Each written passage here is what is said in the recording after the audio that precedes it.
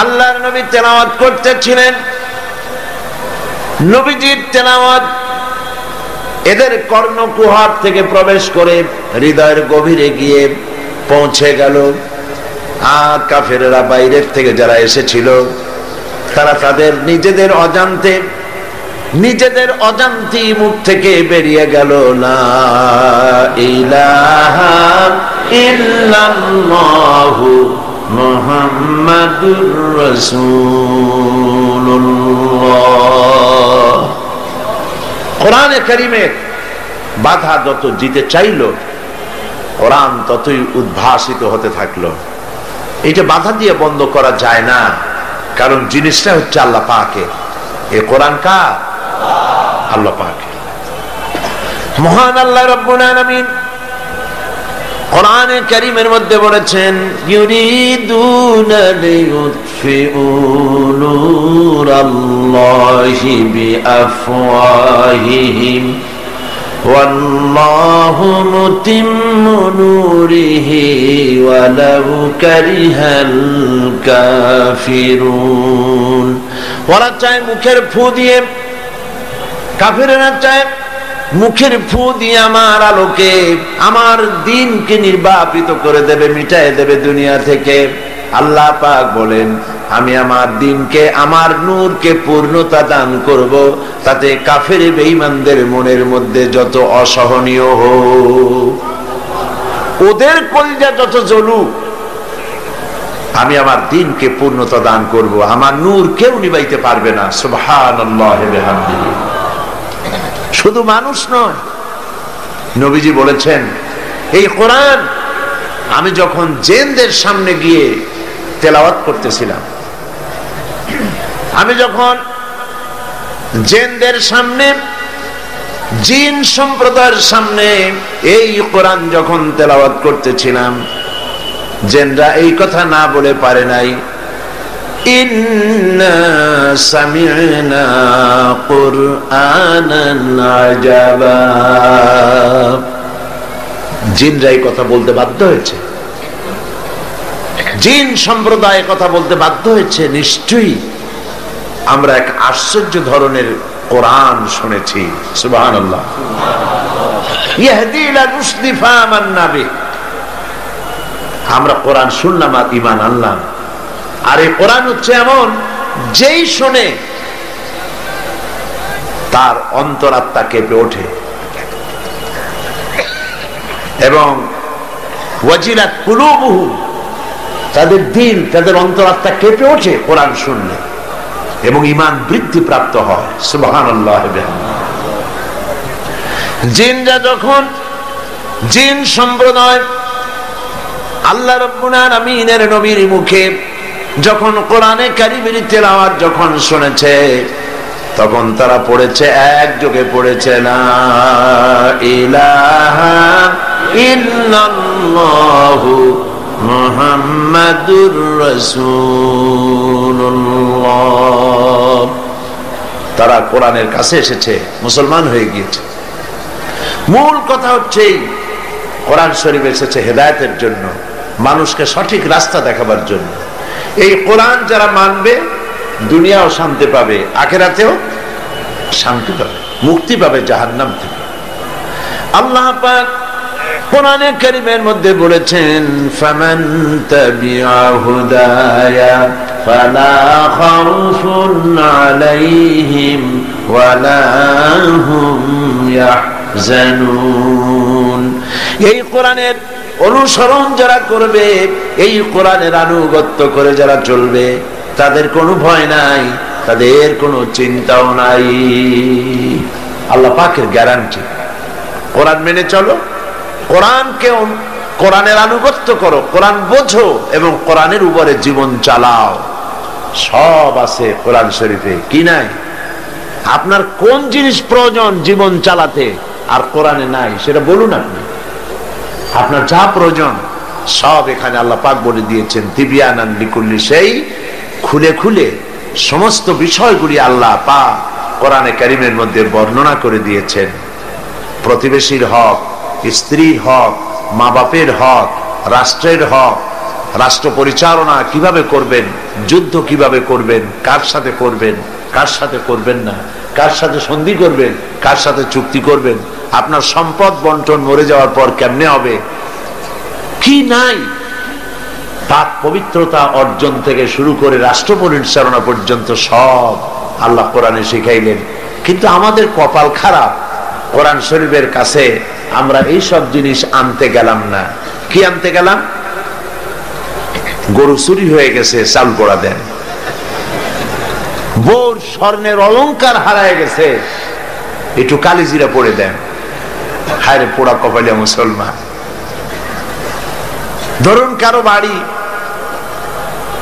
মিষ্টি নদীর পার থেকে ৬-৭ মাইল দূরে, যখনই তার পিপাসা হয় সে তখন একটা গ্লাস হাতে করে নিয়ে যায়, আর ওখান থেকে 1 গ্লাস পানি 7 মাইল দূরে হাঁটিয়ে গিয়ে পানিটা নিয়ে ওই পানিটা খায়।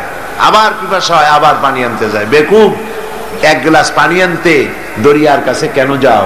দরিয়াকে বলো, তুমি তো বিশাল দরিয়া, তোমার বাড়ির কাছে প্রতিদিন 1 গ্লাস পানি নিতে আমি পারবো না, আমার বাড়ি পর্যন্ত ছোট্ট একটা নদী প্রবাহিত করে দাও। দরিয়া পারে না ছোট্ট আর একটা নদী দিতে? পানির অভাব তার? খাল দিতে পারে না? খাল দিতে পারে, নদী দিতে পারে, সমুদ্র কিনা দিতে পারে, বিশাল পানির ভান্ডার। কোরআন শরীফ বিশাল এক নিয়ামত।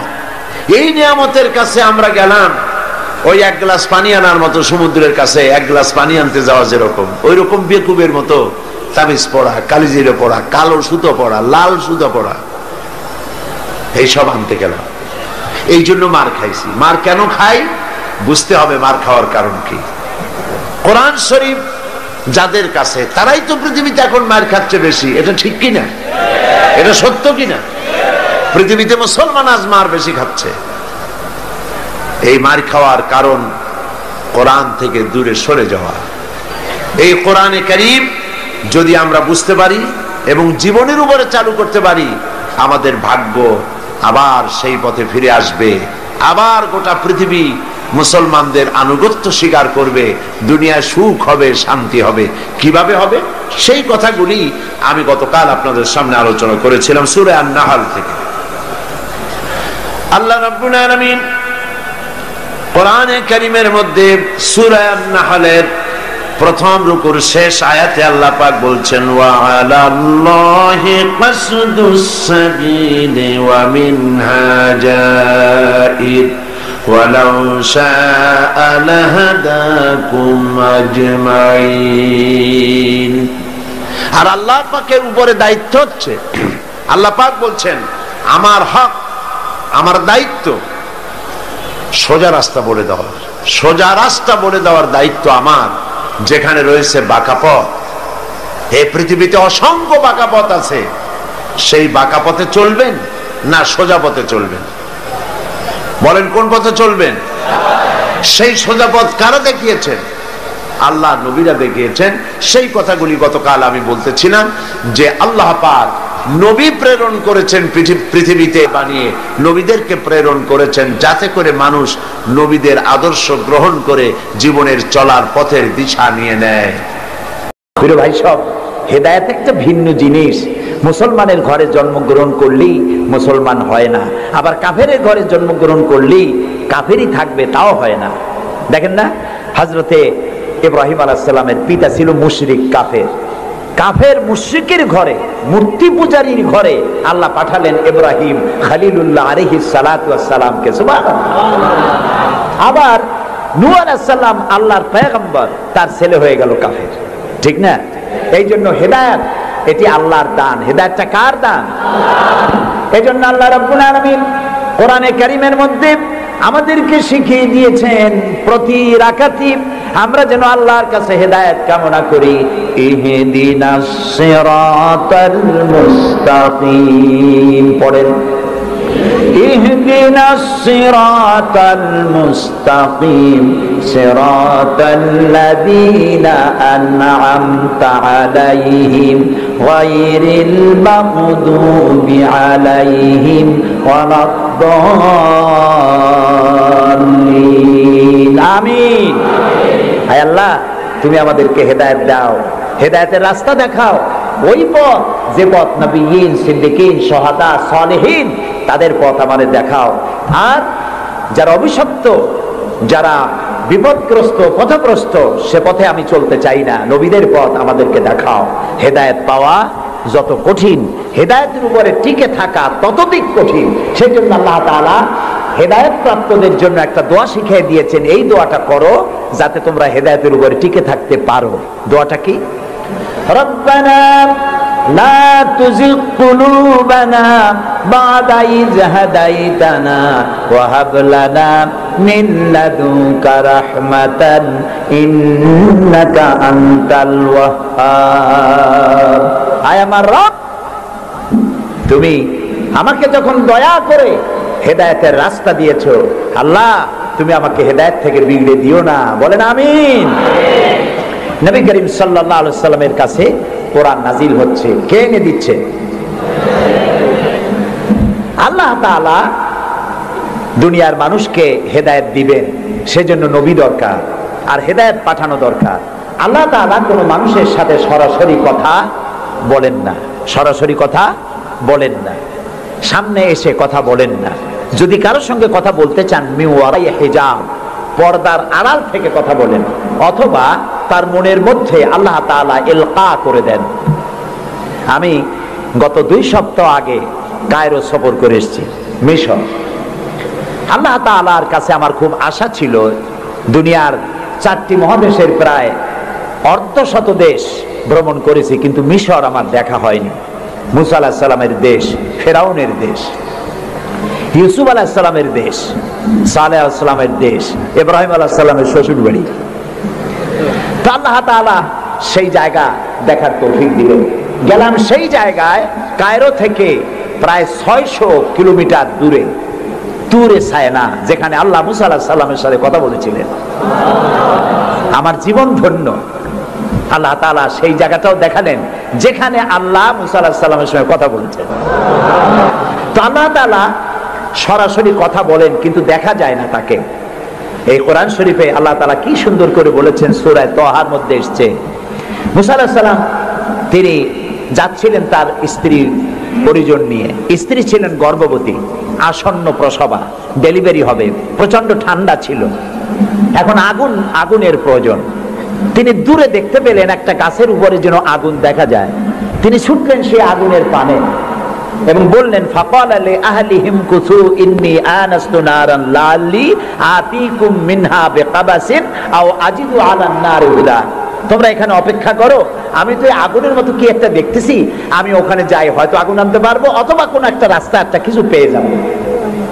ফালাম্মা আতাহা নুদিয়া ইয়া মূসা ইন্নী আনা রাব্বুক ফাখলা আলাইক ইন্নাকা বিল ওয়াদিল মুকাদ্দাসি তুয়া। ও মূসা, যেটা আগুন মনে করছো, এটা আগুন না, এটা আমি তোমার রব। ফাখলা আলাইক, জুতা খোলো, ইন্নাকা বিল ওয়াদিল মুকাদ্দাসি তুয়া, এটা হলো পবিত্র উপত্যকা। আমি যখন সেই পবিত্র উপত্যকায় গেছি, এদিকে তুরে সায়না, এদিকে আরেকটা পাহাড়, মাঝখানে 2 পাহাড়ের মাঝখানের সমতল ভূমিকে উপত্যকা বলা হয়। আমার এই আয়াত মনে পড়লো, সাথে সাথে জুতা খুলে ফেলে দিলাম। মুসা আলাইহিস সালামকে আল্লাহ বলেছেন, ফাখলা আলাইক, জুতা খোলো। আমি আমার সাথীরা জুতা খুলে এগিয়ে গেলাম। আমার এক সাথী ছিলেন চট্টগ্রাম ইন্টারন্যাশনাল ইসলামিক ইউনিভার্সিটির কোরআনিক সায়েন্সের চেয়ারম্যান অধ্যাপক গিয়াসউদ্দিন তালুকদার। তাকে আজান দিতে বললাম, তিনি আজান দিলেন ওয়াদের মুকাদ্দাসে। আজান দিয়ে সেখানে আমরা জোহরের নামাজ আদায় করলাম, জোহর আসর জামআন ওয়া কাসরান আদায় করে নিলাম। তারপরে চলে গেলাম সেই জায়গায় যেখানে আল্লাহ তাআলা কথা বলেছিলেন, সেই জায়গাটা এখনো আছে। সুবহানাল্লাহ। আল্লাহ তাআলা বলছেন, ওয়া নাখতারতুকা ফাসতামি লিমা ইউহা। ও মুসা, আমি তোমাকে আমার জন্য বাছাই করছি। সুবহানাল্লাহ। আমি তোমাকে আমার জন্য বাছাই করেছি, এখন তুমি শোনো আমি কি বলি। ইন্নানি আনাল্লাহ, আমি আল্লাহ। সুবহানাল্লাহ, সুবহানাল্লাহ। আমি আল্লাহ, লা ইলাহা ইল্লা আনা, আমি ছাড়া কোনো ইলাহ নাই। ফাবুদনি ওয়া আকিমিস সালাতা লিযিকরি, অতএব আমার ইবাদত করো আর আমার শরণার্থে নামাজ কায়েম করো। সুবহানাল্লাহ। ওইখানে দেখলাম 2টা ধর্মীয় প্রতিষ্ঠান, একটা হলো মসজিদ আর একটা হলো গির্জা, একদম গায়ে গায়ে লাগানো। দুনিয়ার ইহুদি খ্রিস্টান আর মুসলমানেরা এক জায়গায় নামাজ পড়তেছে আর যার যার মতো ইবাদত করতেছে, কোনো ঝগড়া নাই। ইহুদিরাও যাচ্ছে আর খ্রিস্টানেরাও যাচ্ছে, মুসলমানেরাও যাচ্ছে। আমি সেখানে একটা বক্তব্য রাখলাম, বললাম দুনিয়ার ঐক্য কোন রাজনৈতিক ঐক্যে পৃথিবীর মানুষকে ঐক্য বানাতে পারবে না, ইসলাম দিয়েই ঐক্য করা যাবে। এটাই হলো তার প্রমাণ। পৃথিবীর শ্রেষ্ঠ জাতি এই তিনটি, মুসলমান, খ্রিস্টান, ইহুদি। এই সেরা পৃথিবীতে রাজত্বকারী ক্ষমতা বিস্তারকারী শক্তি মিলিত হয়েছে ওয়াদে মুকাদ্দাসে। এই তিন শক্তি একত্রে হয়ে আল্লাহর ইবাদত করতেছে, মারামারি নাই, কাটাকাটি নাই। সুতরাং ধর্মভিত্তিক ঐক্যই পৃথিবীকে শান্তির নিবাস বানাতে পারে। সেখান থেকে সে সফর কাহিনী অনেক লম্বা, আমি বই একটা লিখতেছি, আপনারা দোয়া করেন যেন সেটা বের করতে পারি। তারপরে চলে গেলাম মিউজিয়ামে, পিরামিড দেখলাম, নীল নদ দেখলাম, আল্লাহ দেখাইলেন। আমি যখন মিউজিয়ামে ঢুকেছি তখন আমাদের 70 পাউন্ড, মিশরীয় পাউন্ড, 70 পাউন্ড, 40 পাউন্ড টিকিট পারিচ। যখন ভিতরে ঢুকলাম তখন শয়তানকে দেখার জন্য আরো অতিরিক্ত 80 পাউন্ড দেওয়া লাগবে। তা আমি চিন্তা করলাম যে পয়সা খরচ করা অপচয় হবে না, কারণ আল্লাহ তাআলা বলেছেন কুল সিরু ফিল আরদ ফানজুরু কাইফা কানা আকিবাতুল মুকাজ্জিবিন। আল্লাহ তাআলা বলেছেন আমার জমিন ভ্রমণ করো আর মহাসত্যের অস্বীকারীদের কি পরিণতি করেছি তা দেখো আর তার দ্বারা শিক্ষা গ্রহণ করো। কাজে আল্লাহ দেখতে কইছে, শয়তান দেখা দরকার। ভিতরে ঢুকে দেখলাম গ্লাসের বক্স, সেখানে মিস্টার ফিরাউন চিতই শুয়ে আছে। হায় আল্লাহ, আল্লাহ শুটকি বানাই থুইছে, কাপড় দিয়ে জড়ানো, পাও দুটো বাইর করা, হাত দুটো বাইর করা, ঘাটটা এত বড় লম্বা, এরকম চিকুন, কল্লাটা আছে, একটা দাঁত আছে মুখে, হাতে পায়ে কিছু নখও আছে, মাথায় কিছু চুলও আছে। হাজার হাজার বছর আগে লাশ। মুসা আলাইহিস সালামকে যখন তালায় নিয়ে গেল লোহিত সাগরের কিনারায় মুসা আলাইহিস সালাম বসেছিলেন তার উম্মতদের নিয়ে। ফেরাউন 3 দিক থেকে আক্রমণ করলো। এই কোরআন বর্ণনা, এটা কি কোরআন? আল্লাহ তাআলা বলছেন, ও নবী তুমি তো তখন সেখানে উপস্থিত ছিলে না যখন ফেরাউন তার দলবল নিয়ে মুসা আলাইহিস সালামকে তাড়া করেছিল সেই তুরে সায়নায়, তুমি উপস্থিত ছিলে না। আমি ওহী দিয়া, কোরআন দিয়া তোমাকে ইতিহাস জানাইছি। সুবহানাল্লাহ। সেই লোহিত সাগরের পারে গেলাম যেখানে তাকে ঘিরে ফেলানো হয়েছিল। মুসা আলাইহিস সালাম এবং তার সাথীরা বললেন, ইয়া মুসা ইন্না লামুদরাকুন, হে মুসা আমরা তো পাকড়াও হয়ে গেলাম, সারাশি আক্রমণ করা হয়েছে, আমাদেরকে পালাবার কোনো জায়গা নাই। মুসা আলাইহিস সালাম আল্লাহর পয়গম্বর। কার নবী? আল্লাহর পয়গম্বর। মুসা আলাইহিস সালাম বললেন, কাল্লা রব্বি সায়াহদিন, ভয় পাইও না, অবশ্যই আল্লাহ তাআলা আমাদেরকে পথ বের করে দেবেন। তিন দিকে কি শত্রু, তিন দিকে কি, আর একদিকে কি নদী না সাগর। আপনারা মনে করছেন নীলদরিয়া পার হয়েছে বুঝি, মুসার তারা খায়া, সাগর, লোহিত সাগর, রেড সি। তিন দিকে শত্রু, একদিকে সাগর, পালাবার রাস্তা আছে। আল্লাহর পয়গম্বর বলছেন কোনো ভয় নাই, অবশ্যই রব্বি সায়াহদিন, অবশ্যই আল্লাহ আমাদের পথ বের করে দেবেন। আল্লাহ তাআলা খুশি হয়ে গেলেন। সুবহানাল্লাহ। আল্লাহ এটাই চান, আল্লাহ এটাই চান। বাপে করে কি, বাপে মায় ছোট্ট বাচ্চা দাঁড়ায় তো পড়ে যায়, ওঠে তো পড়ে, এই রকমের অবস্থায় টেবিলের পাশে খাড়া করে দেয়, দূরের থেকে হাত পাতে। বাপের ইচ্ছা কি যে লাভ দুক আর দাঁত ভাঙুক? না, ওর সাহস দেওয়ার জন্য, ওর সাহস হোক সেই জন্য টেবিলের কোণায় দাঁড় করে দূরের থেকে হাত পাতে। যেটা সাহসী সে চাম করে পড়ে বাপের কোলে। আল্লাহ তাআলা বিপদের প্রান্তে দাঁড় করিয়েছেন, বিপদের বর্ডারে দাঁড় করাইয়া সাহস পরীক্ষা করছেন। সুবহানাল্লাহ। মুসা আলাইহিস সালাম সাহসের পরীক্ষায় পাশ করেছেন। আল্লাহ তাআলা হুকুম করলেন, তোমার আশা দিয়ে বাড়ি মারো, আঘাত দাও। আল্লাহ তাআলা সমুদ্রকে ভাগ করে দিলেন। সুবহানাল্লাহ। সমুদ্র ভাগ হয়ে গেল। এগুলি গল্প কি? কোরআন। কোরআন। সাগর ফেটে গেল। মুসা আলাইহিস সালাম আর তার দলবল নিয়ে সাগরের মাঝখানে চলে গেছেন। ফেরাউন তার দলবল নিয়ে এসে দেখে, বাহ, এ তো ভালোই, রয়্যাল রোড। ও মনে করছে ওর বাজানের তৈরি করা রাস্তা। ওর সমস্ত সেনাবাহিনী নিয়ে নেমে পড়েছে। যেই না সাগরের মাঝখানে আসছে, মুসা আলাইহিস সালাম তার দলবল নিয়ে ওপার চলে গেছেন। আল্লাহ হুকুম করলেন, যিনি হুকুম করেছিলেন সাগর ফেটে যা, মুসার জন্য রাস্তা বানায় দে, সেই আল্লাহ বললেন সাগর রাস্তা বন্ধ করে দে। রাস্তা বন্ধ হয়ে গেল। এখন এখন ফেরাউন আর তার দলবল পানিতে চুপনি খাইতে খাইতে সাথের লোকেরা সব শেষ। এখন ফেরাউন একা সমুদ্রের ঢেউতে ডুবে আর ওঠে, পানি খেতে খেতে পেটটা পুটকা মাছের মতো মোটা হয়ে গেছে। দেখে যে জান আর থেকে না, নাক দিয়েও পানি পড়ে, কান দিয়েও পানি পড়ে। এখন বলছে আমানতু, না না না, হাফেজ নাই, হ্যাঁ, আমানাত বিহি বানু ইসরাইল, ঈমান আনলাম সেই আল্লাহর উপরে যে আল্লাহর উপর ঈমান আনছে বনি ইসরাইলেরা, তার উপর ঈমান আনলাম। আল্লাহ তাআলা বললেন আল আন, এখন ওয়াকাদ আসাইতা ক্বাবলু ওয়া কুনতা মিনাল মুফসিদিন। ও বলল আনা মিনাল মুসলিমিন, আল্লাহ আমি তো কলেমা পড়লাম আর তো মুসলমান হইলাম, এখনো চুবাও কেন? আল্লাহ কয় এখন ওয়াকাদ আসাইতা ক্বাবলু, এর আগে তুমি আমার সাথে বিরোধিতা করেছো, বিদ্রোহ করেছো, আমার মানুষের উপর অত্যাচার করেছো, ওয়া কুনতা মিনাল মুফসিদিন, আর তুমি হচ্ছ সন্ত্রাসীর একজন বড় সন্ত্রাসী, বিপর্যয় সৃষ্টিকারী। শোনো ফেরাউন, আজকে আমি তোমারে শুধু মারবই না, আমি তোমাকে মৃত্যু দেব, আর তোমার আলিয়াউমা নুনাজ্জিকা বিবাদানিক, আমি তোমার শরীরকে হেফাজত করব। তোমার শরীর পানিতে পচবে না, পোকা মাকড়ে, জলচর প্রাণী, স্থলচর প্রাণী কেউ খাবে না, মাটিতেও তুই পচবি না, তোরে শুটকি বানায় রাখবো কিয়ামত পর্যন্ত। সেই আল্লাহ আছে না নাই? আছে না নাই? ওই আল্লাহ তাআলা বুশেরে শুটকি বানাইতে পারবে না? সুবহানাল্লাহ বলো। আল্লাহর সাথে যারা নাফরমানি করবে, আর এই নাফরমানদেরকে যারা কলম দিয়া লিখে, বক্তৃতা করে, রাজনীতি দিয়া যারা আল্লাহর নাফরমানদেরকে সাহায্য করবে, নমরুদের মতো, ফেরাউনের মতো আল্লাহ চুমাইয়া দুনিয়া থেকে জুতা মেরে বিদায় করে দেবেন। আল্লাহ রাব্বুল আলামিন বলেন ওয়ালাকাদ ইয়াসসারনাল কুরআনা লিযিকরি ফাহাল মিন মুদ্দাকির।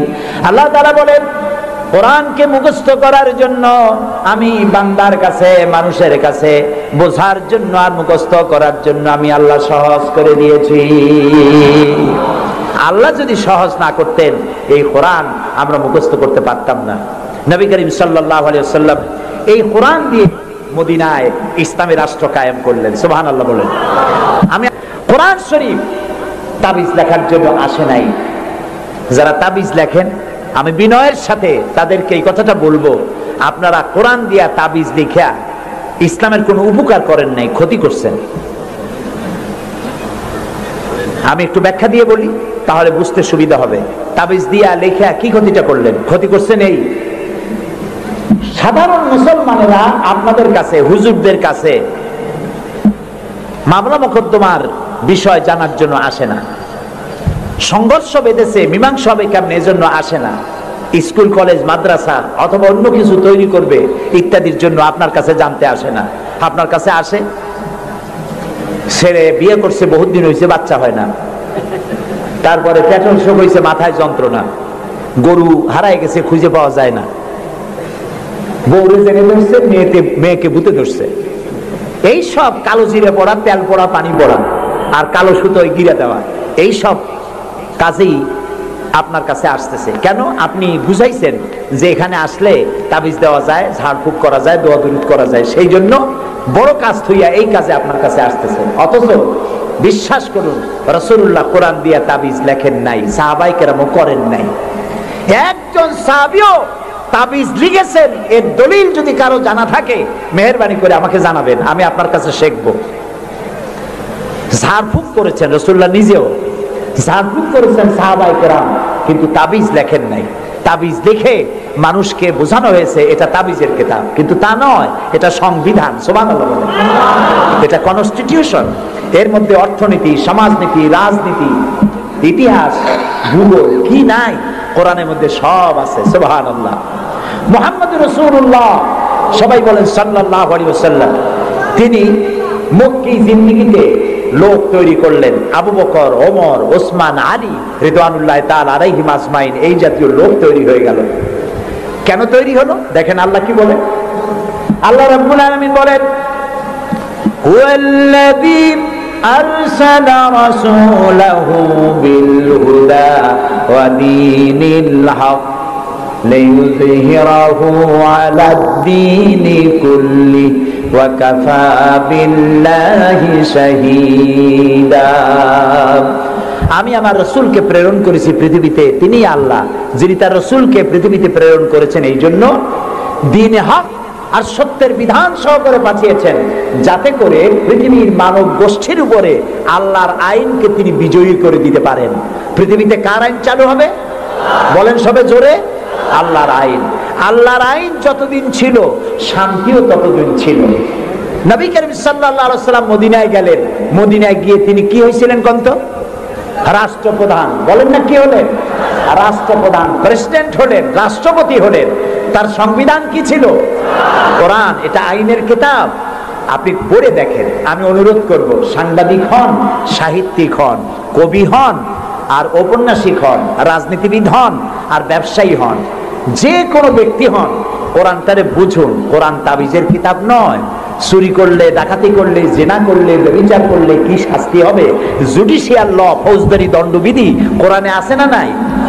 এই যে সন্ত্রাস ছড়িয়ে পড়ছে সারা পৃথিবী, এই সন্ত্রাসীদের শাস্তি কি হওয়া উচিত তা কি কোরআনে আছে? আছে। সূরা মায়েদার মধ্যে আল্লাহ পরিষ্কার করে সন্ত্রাসীদের শাস্তি কি হবে তাই এর মধ্যে পরিষ্কার করে বলে দিয়েছেন। আপনি আমি মরে গেলে পরে আপনার আমার পরিত্যক্ত সম্পত্তি কে কতটুকুন পাবে তা ভাগ করে কোরআনে বলা আছে? বলা আছে। এমন কোন জিনিস নাই যা কোরআনে কারীমের মধ্যে আল্লাহ তাআলা স্পষ্ট করে ঘোষণা করেন নাই। আল্লাহ বলেছেন তিবিয়ানান লিকুল্লি শাই, সব কিছুকে খুলে খুলে আমি কোরআনের মধ্যে বলে দিয়েছি। বলেন সুবহানাল্লাহ। প্রিয় ভাই সব, কোরআন যেই মানবে, আজকে নিশ্চয়ই হিন্দু ভাইরাও আসছেন, আছে। আমরা মাহফিলে হিন্দু ভাইদেরকেও স্বাগত জানাই। কেন জানাই জানেন? কোরআন শরীফ শুধু মুসলমানদের জন্য নয়। আল্লাহ কি শুধু মুসলমানদের? বলেন আপনারা, আল্লাহ কিন্তু মুসলমানদের। আল্লাহ হচ্ছেন রব্বুল আলামিন, সকলের আল্লাহ। তো যিনি সকলের আল্লাহ, তার কোরআন হবে কি শুধু মুসলমানদের? কোরআন শরীফের শুরুতেই এর মাঝে আল্লাহ বলে দিয়েছেন হুদাল লিন্নাস, হুদাল লিন্নাস, হাদা বায়ানুল লিন্নাস। এটা গোটা বিশ্বের সমগ্র মানব মণ্ডলীর জন্য হেদায়েতের গ্রন্থ কোরআন। এই জন্য আমি যখন ইউরোপ আমেরিকায় যখন বক্তৃতা করি, তখন ইউরোপ আমেরিকায় বক্তব্য শোনার জন্য মাল্টি ন্যাশনাল পিপল আমার সামনে থাকে। খ্রিস্টান থাকে, ইহুদি থাকে, মুসলমান থাকে, হিন্দু থাকে। আমি আমার আলোচনায় বলি আপনাদের মুসলমান হওয়ার দরকার নাই, কারণ আমার যে মুসলমান আছে তাই আমি সামলাইতে পারতেছি না। মুসলমান হওয়ার দরকার নেই, শুধুমাত্র কোরআনের বিধান মানেন, কোরআনের আইনটা যদি মানেন আপনারা শান্তি পাবেন। মুসলমান হওয়ার দরকার নাই, কোরআনের আইন মানেন, শান্তি পাবেন। কয় কিরকম? আমি বলি দেখেন, সুদ, সুদ হালাল না হারাম? এই সুদ দিয়ে মানুষ শোষিত হয় না উপকৃত হয়? শোষিত হয়। কারা শোষিত হয়? গরিবরা। কারা শোষিত হয়? গরিবেরা। দেখেন আল্লাহ যা বানায় শয়তান তার উল্টো একটা বানায়। আল্লাহ বানিয়েছেন জাকাত ভিত্তিক অর্থ ব্যবস্থা। জাকাত হলো ধনীদের কাছ থেকে নাও, গরিবদের দাও। আর সুদ হলো এর উল্টা, গরিবদের কাছ থেকে নাও, ধনীদের দাও। এটা হলো শয়তানের বানানো। এখন ব্যাংকের থেকে সুদ নেয় গরিবেরা, নিয়ে সার কিনলো, বীজ কিনলো, হালের বলদ কিনলো, জমিন চাষ করলো, ফসল বুনলো, কিন্তু অনাবৃষ্টি অতিবৃষ্টির কারণে ফসল হলো না। ব্যাংকের সুদ মাফ হবে? হবে না। সুদ চাপ সৃষ্টি করা হবে দেওয়ার জন্য। যদি না দেয় তাহলে বাকি হালের বলদ বেচা লাগবে, বইয়ের সোনার শেষ চুরি গাছা, ভিটে বাড়ি বিক্রি করে ব্যাংকের সুদ পরিশোধ করতে হবে। ব্যাংকে টাকা রাখছিল কারা? বুঝেন না কেন? কারা রাখছিল? তাদের টাকা আরো বাড়লো, আর গরিবের টাকা যা ছিল তাও শেষ হয়ে গেল। এখন দেখেন আল্লাহ কি বলেন। আল্লাহ রাব্বুল আলামিন বলেন ওয়াহাল্লাল্লাহুল বাইআ ওয়া হাররামার রিবা। আল্লাহ তাআলা বলেন আমি সুদকে হারাম করেছি আর ব্যবসাকে করেছি হালাল। সুদ হারাম। কত বড় হারাম? রাসূলুল্লাহ বলেছেন সুদের মধ্যে ৭০টি গুনাহ, তার ৭০ গুনাহ হলো নিজের গর্ভধারিণী মাকে বিবাহ করা। নাউযুবিল্লাহ। ঘৃণার সাথে বলেন নাউযুবিল্লাহ। এই মারাত্মক গুনাহ, এই সুদ যদি বাংলাদেশে রাষ্ট্রীয়ভাবে বন্ধ করা হয় তাহলে উপকৃত হবে শুধু মুসলমানেরা, হিন্দুরা হবে না, খ্রিস্টান হবে না, বৌদ্ধরা হবে না। এখন এটারে কেমনে বন্ধ করবেন কোন? সুদ কেমনে বন্ধ করবেন? সুদের বিরুদ্ধে আমাদের দেশের পীর সাহেবরা, মৌলানা সাহেবরা ওয়াজ কি কম করছে? পক্ষে করছে না বিপক্ষে করছে? সুদ বন্ধ হয়েছে? আমি বলি কিয়ামত পর্যন্ত যদি এই দেশের পীর সাহেবরা আর মৌলানা সাহেবরা ওয়াজ করতে থাকে সুদের বিরুদ্ধে, সুদ বন্ধ হবে না, হবে না, হবে না। ওয়াজ দিয়া তাফসীর দিয়া সুদ বন্ধ হয় না। ওয়াজ দিয়া তাফসীর দিয়া যদি সুদ বন্ধ হইতো তাহলে মুহাম্মদ সাল্লাল্লাহু আলাইহি ওয়াসাল্লামের চাইতে বড় ওয়াজ আকাশের নিচে জমিনের উপরে আর একজন আছে, তিনি ওয়াজ করে বন্ধ করতে পারতেন। তিনি বন্ধ করছেন কিভাবে? আইন করিয়া। কিভাবে করছেন? যেমন একটা বিষয় আপনাদের বুঝাই।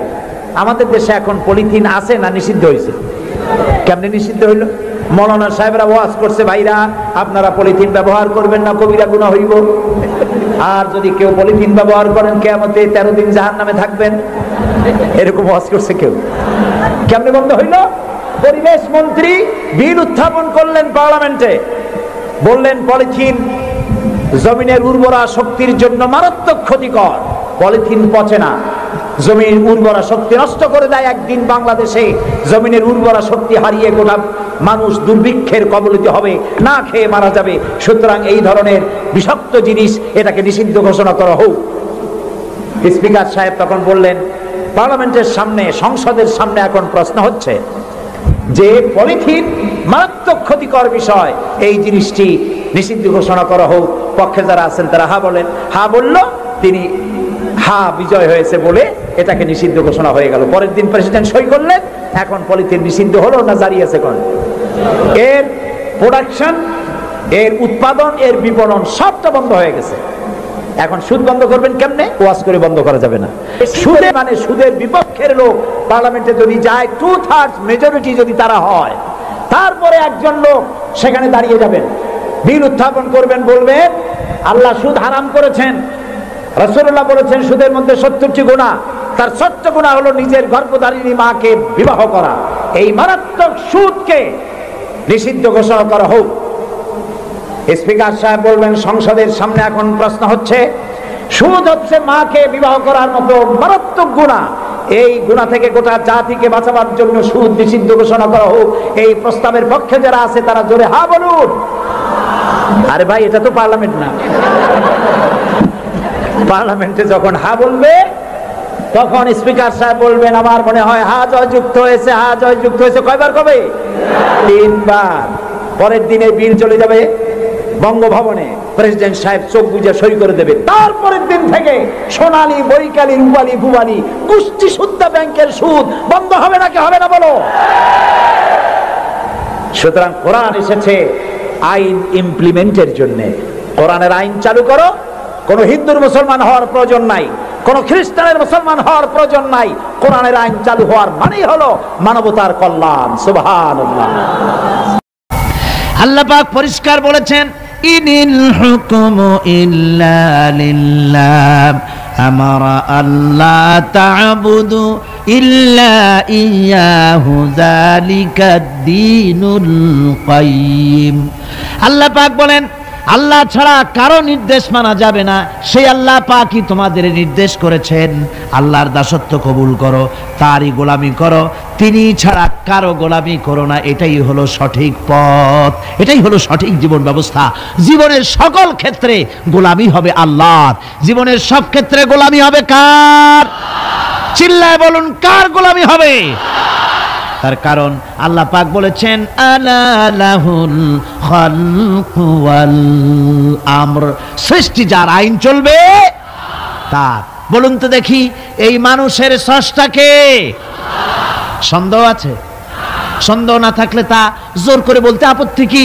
সমস্ত মানুষ তাওহীদি জনতা একযোগে বলুন, এই পৃথিবীর সমস্ত মানুষের স্রষ্টাকে, আকাশের স্রষ্টাকে, বাতাসের স্রষ্টাকে,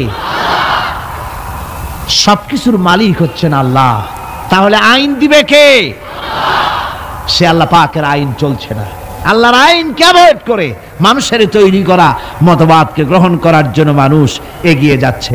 আসলে মানব রচিত মতবাদে পৃথিবীর মানুষের জন্য কোনো শান্তি কোনোদিন আসে নাই, আসতে পারেও না। তার কারণ হচ্ছে মানুষের জ্ঞান হলো সীমাবদ্ধ। মানুষের জ্ঞান কি? সীমাবদ্ধ। সীমাবদ্ধ জ্ঞান দিয়ে মানুষের জন্য কোনো স্থায়ী কোনো সুন্দর শান্তির পরিকল্পনা দেওয়া সম্ভব নয়। যদি সম্ভব হতো শান্তির পরিকল্পনা দেওয়া, তাহলে সেই রাশিয়ার বুকে সমাজতন্ত্র চলল ৭২ বছর, কই সেখানে তো শান্তি দিতে পারলো না, সে জায়গার মানুষেরাই এটার বিরোধিতা করলো, ঠিক কিনা? না, আমার দেশের লোকেরা গিয়া মিছিল করছিল সমাজতন্ত্রের বিরুদ্ধে। রাশিয়া কারা মিছিল করেছে? ওরা নিজেরাই করেছে, ওরা নিজেরাই করেছে এর বিরোধিতা।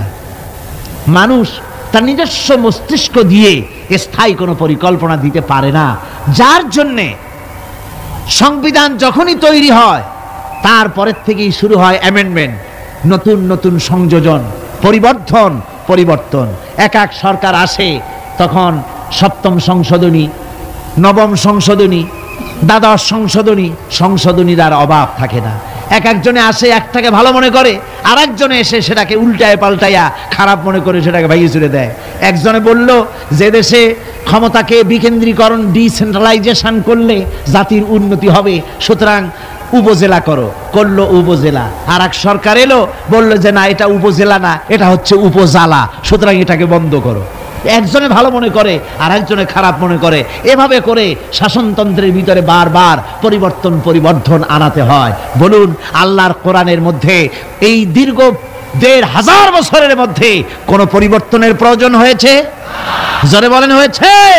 বিজ্ঞানের চরম উৎকর্ষের দিনে, বিজ্ঞানের উন্নতির দিনে, আজ বিজ্ঞান দর্শন সবকিছুর চরম উন্নতির দিনে আজও একথা প্রমাণিত হয়নি যে কোরআনে কারীমের অমুক আয়াতটি আজকের জন্য প্রযোজ্য নয়, অমুক কথাটি আজকের জন্য এই বিজ্ঞানের যুগে চলতে পারে না, এটা মধ্যযুগীয় অশিক্ষায় কুশিক্ষায় জর্জরিত যুগে চলতে পারে, আজকের যুগে চলতে পারে না, সুতরাং এটা বন্ধ করে দাও। এরকম কথা কেউ বলতে পেরেছে? হ্যাঁ, কিছু লোকেরা বলে কোরআনে কারীম বহু পুরানা, এই পুরানা কিতাব দিয়ে বর্তমান যুগ চলে না, এরকম বলে এক শ্রেণীর লোকেরা। এরা কারা?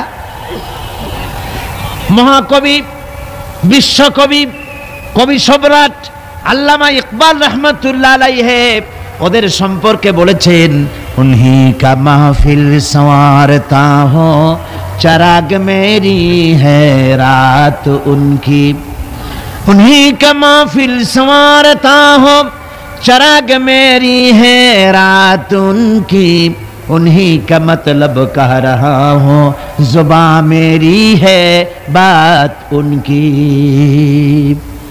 उन्हीं का महफिल संवारता हो चराग मेरी है रात उनकी। আমি অন্যের মাহফিল সাজাই, নিজের কোনো মাহফিল করার যোগ্যতা নাই। আমি অন্যের রাত্রে চেরাগ জ্বালাই, আমার নিজের কোনো রাত নাই। আমি অন্যের মতলব বলি নিজের মুখ দিয়া, আমার নিজের কোনো কথা নাই, অন্যের কথা আমার জিহ্বা দিয়া বলি। অর্থাৎ এই সমস্ত লোক যারা বলে কোরআন বর্তমান যুগে চলতে পারে না, মধ্যযুগীয়, এই লোকগুলি, এই কথাগুলি তাদের নিজেদের নয়। যেমন জেনের রুগীরা যে কথা বলে, সে কথা জেনের নয়, সে কথা রুগীর নয়, কথা জেনের। ওই রকম করে এই সব কথা যারা বলে, তাদের মাথার উপরে ভর করেছে কে? রাশিয়া। তাদের মস্তকের মধ্যে ভর করেছে পেন্টাগন, তাদের মস্তিষ্কে ভর করেছে শান্তিনিকেতন, দিল্লি, মস্কো, পিকিং। এই সমস্ত মাথার উপরে ভর করে ওদের মুখ থেকে কথা বেরোয়। তা নাহলে আজ পর্যন্ত কেউ বলতে পারেনি কোরআনে কারীমের মধ্যে এই আয়াতটা বর্তমান যুগে চলতে পারে না, এগুলো উলট পালট করে দেওয়া হোক, এই কথা কেউ বলতে পারে নাই। আমার বন্ধুগণ, মানুষের জ্ঞান সীমাবদ্ধ, মানুষ স্বার্থপর, সেই জন্য মানুষের জন্য স্থায়ী কোনো আইন সে তৈরি করতে পারে না। মানুষ কিভাবে স্বার্থপর দেখুন। আমি যদি আপনাদেরকে বলি যে আগামীকাল আপনাদেরকে এইখানে একজন লোককে আমি দায়িত্ব দেব, সেই ব্যক্তি, তাকে ৫,০০০ কমলা দেওয়া হবে। এই ৫,০০০ কমলাগুলি এই প্যারেড ময়দানের আশেপাশে যত 10 বছরের নিচে যত ছেলেপেলে আছে, সমস্ত ছেলেপেলেদেরকে দাওয়াত দিয়ে চট্টগ্রামের সব ছেলেদেরকে, শিশু কিশোরদেরকে একটা একটা করে কমলা সকলের হাতে দিয়ে দিবেন। এ দায়িত্ব দেওয়া হলো সলিমুদ্দিন নামক কোনো ব্যক্তিকে। সলিমুদ্দিন সাহেব কমলা নিয়ে দাঁড়ায় থাকলেন, ছেলেরা আসছে, উনি কমলা দিচ্ছেন একটা একটা করে। কিন্তু সামনে কিছুক্ষণ পরে দেখা গেল তার নিজের ছেলে এসছে, তারপরে দেখা গেল তার বোনের ছেলে এসেছে, তার ভাইয়ের ছেলে এসেছে। এখন আপনারা বলেন, অন্য ছেলেদের চাইতে নিজের ছেলেকে দুই একটা কমলা বেশি দিতে ইচ্ছে করবে না? সলিমুদ্দিন করবে কিনা? কন করবে। সামান্য কমলা বিতরণ করতে গিয়ে নিজের ছেলে বোনের ছেলের প্রতি যদি এভাবে বেশি দিতে ইচ্ছে করে, আর এটা স্বাভাবিক মানবীয় দুর্বলতা, তাহলে গোটা বিশ্বের মানুষের জন্য একটি গ্রহণযোগ্য আইন। এই সংকীর্ণ স্বার্থপরতায় দুষ্ট কোনো মানুষকে এ দায়িত্ব দেওয়া যায় না। তাই আল্লাহ রাব্বুল আলামিন এ দায়িত্ব কাউকে দেননি, এ দায়িত্ব নিজে পালন করেছেন, আইন তিনি তৈরি করেছেন। ঠিক কিনা আমার ভাইরা? সেই জন্য আল্লাহ রাব্বুল আলামিন এইভাবে করে আইন কারো উপরে ছেড়ে দেননি, আইন নিজেই তৈরি করেছেন। পৃথিবীর মধ্যে যা কিছু এসেনশিয়াল মানুষের জন্য সবচাইতে বেশি গ্রহণযোগ্য এবং অত্যন্ত জরুরি, সেই জিনিসগুলো আল্লাহ নিজ হাতে রেখেছেন, মানুষের হাতে ছেড়ে দেননি। যেমন বাতাস, যেমন পানি, যেমন অক্সিজেন, এগুলি আল্লাহ নিজ হাতে রেখেছেন। কার হাতে? এগুলি যদি আল্লাহ মানুষের হাতে ছেড়ে দিতেন, তাহলে ক্ষমতায় গিয়ে বিরোধী দলকে বলতো অক্সিজেন দেওয়া যাবে না, আমার দলে আসো। বাতাস দেওয়া যাবে না, পানি দেওয়া যাবে না, মোটেও ক্ষমতা হাতে নাই। তাই চিৎকার মেরে বলেছে, ভাইয়ার আমার, বোনের আমার, ভাতে মারবো, পানিতে মারবো। ক্ষমতা মোটে নাই, তাই এই চিৎকার। আর যদি বাতাস, পানি, অক্সিজেনের মালিক যদি মানুষকে বানানো হতো, তাহলে অপর গোত্র, অপর দলের লোকদেরকে তারা পিছে শেষ করে দিত। এই জন্য আল্লাহ পাক মানুষের অবস্থা জানেন। খুলিকাল ইনসানু দাঈফা, মানুষকে আসলে দুর্বল করে সৃষ্টি করা হয়েছে সকল দিক থেকে।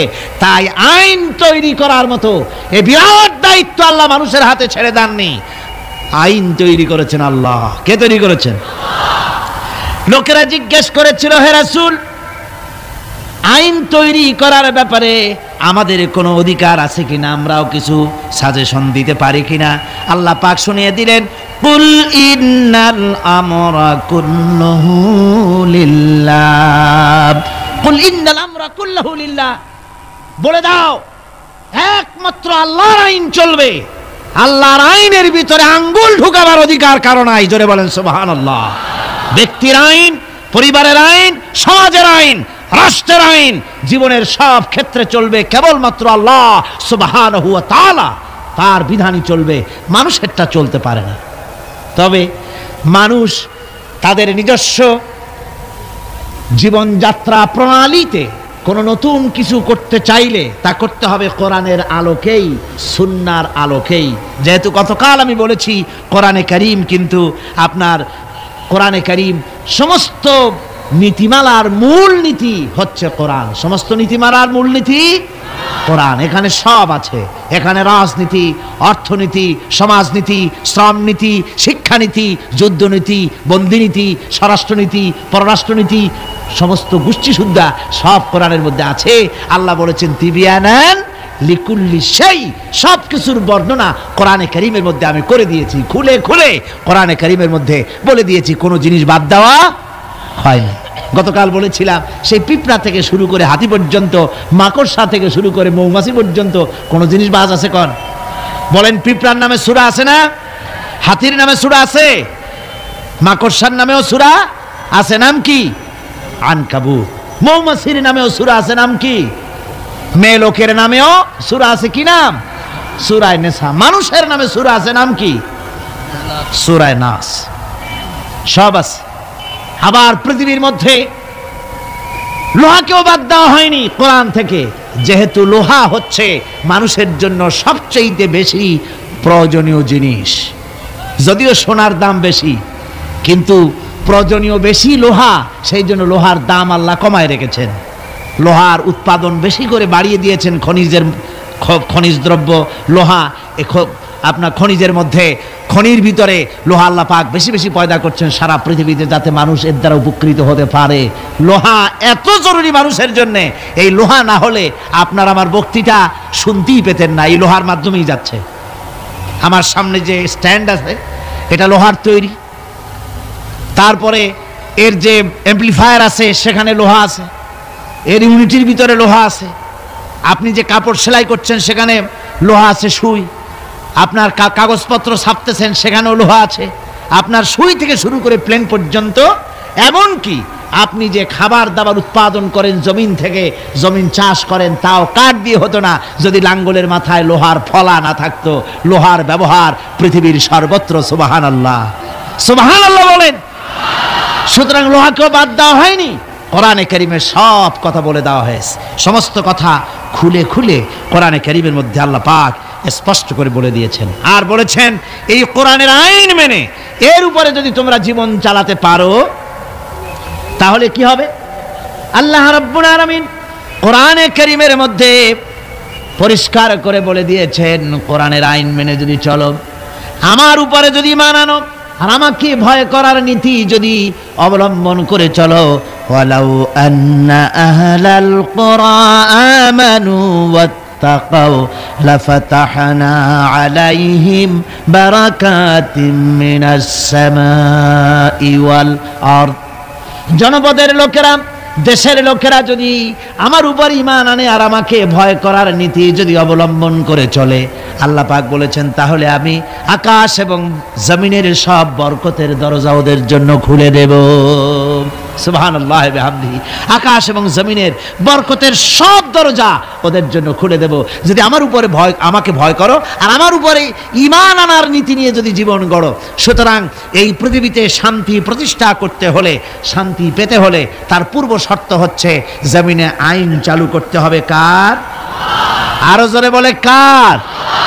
আল্লাহ রাব্বুল আলামিনের এই আইন পৃথিবীর বুকে চালু করার কারণেই জনাবে মুহাম্মদুর রাসূলুল্লাহ সাল্লাল্লাহু আলাইহি ওয়াসাল্লাম এমন এক সমাজ কায়েম করেছিলেন যেখানে চুরি ছিল না, ডাকাতি ছিল না, জেনা ছিল না, ব্যভিচার ছিল না।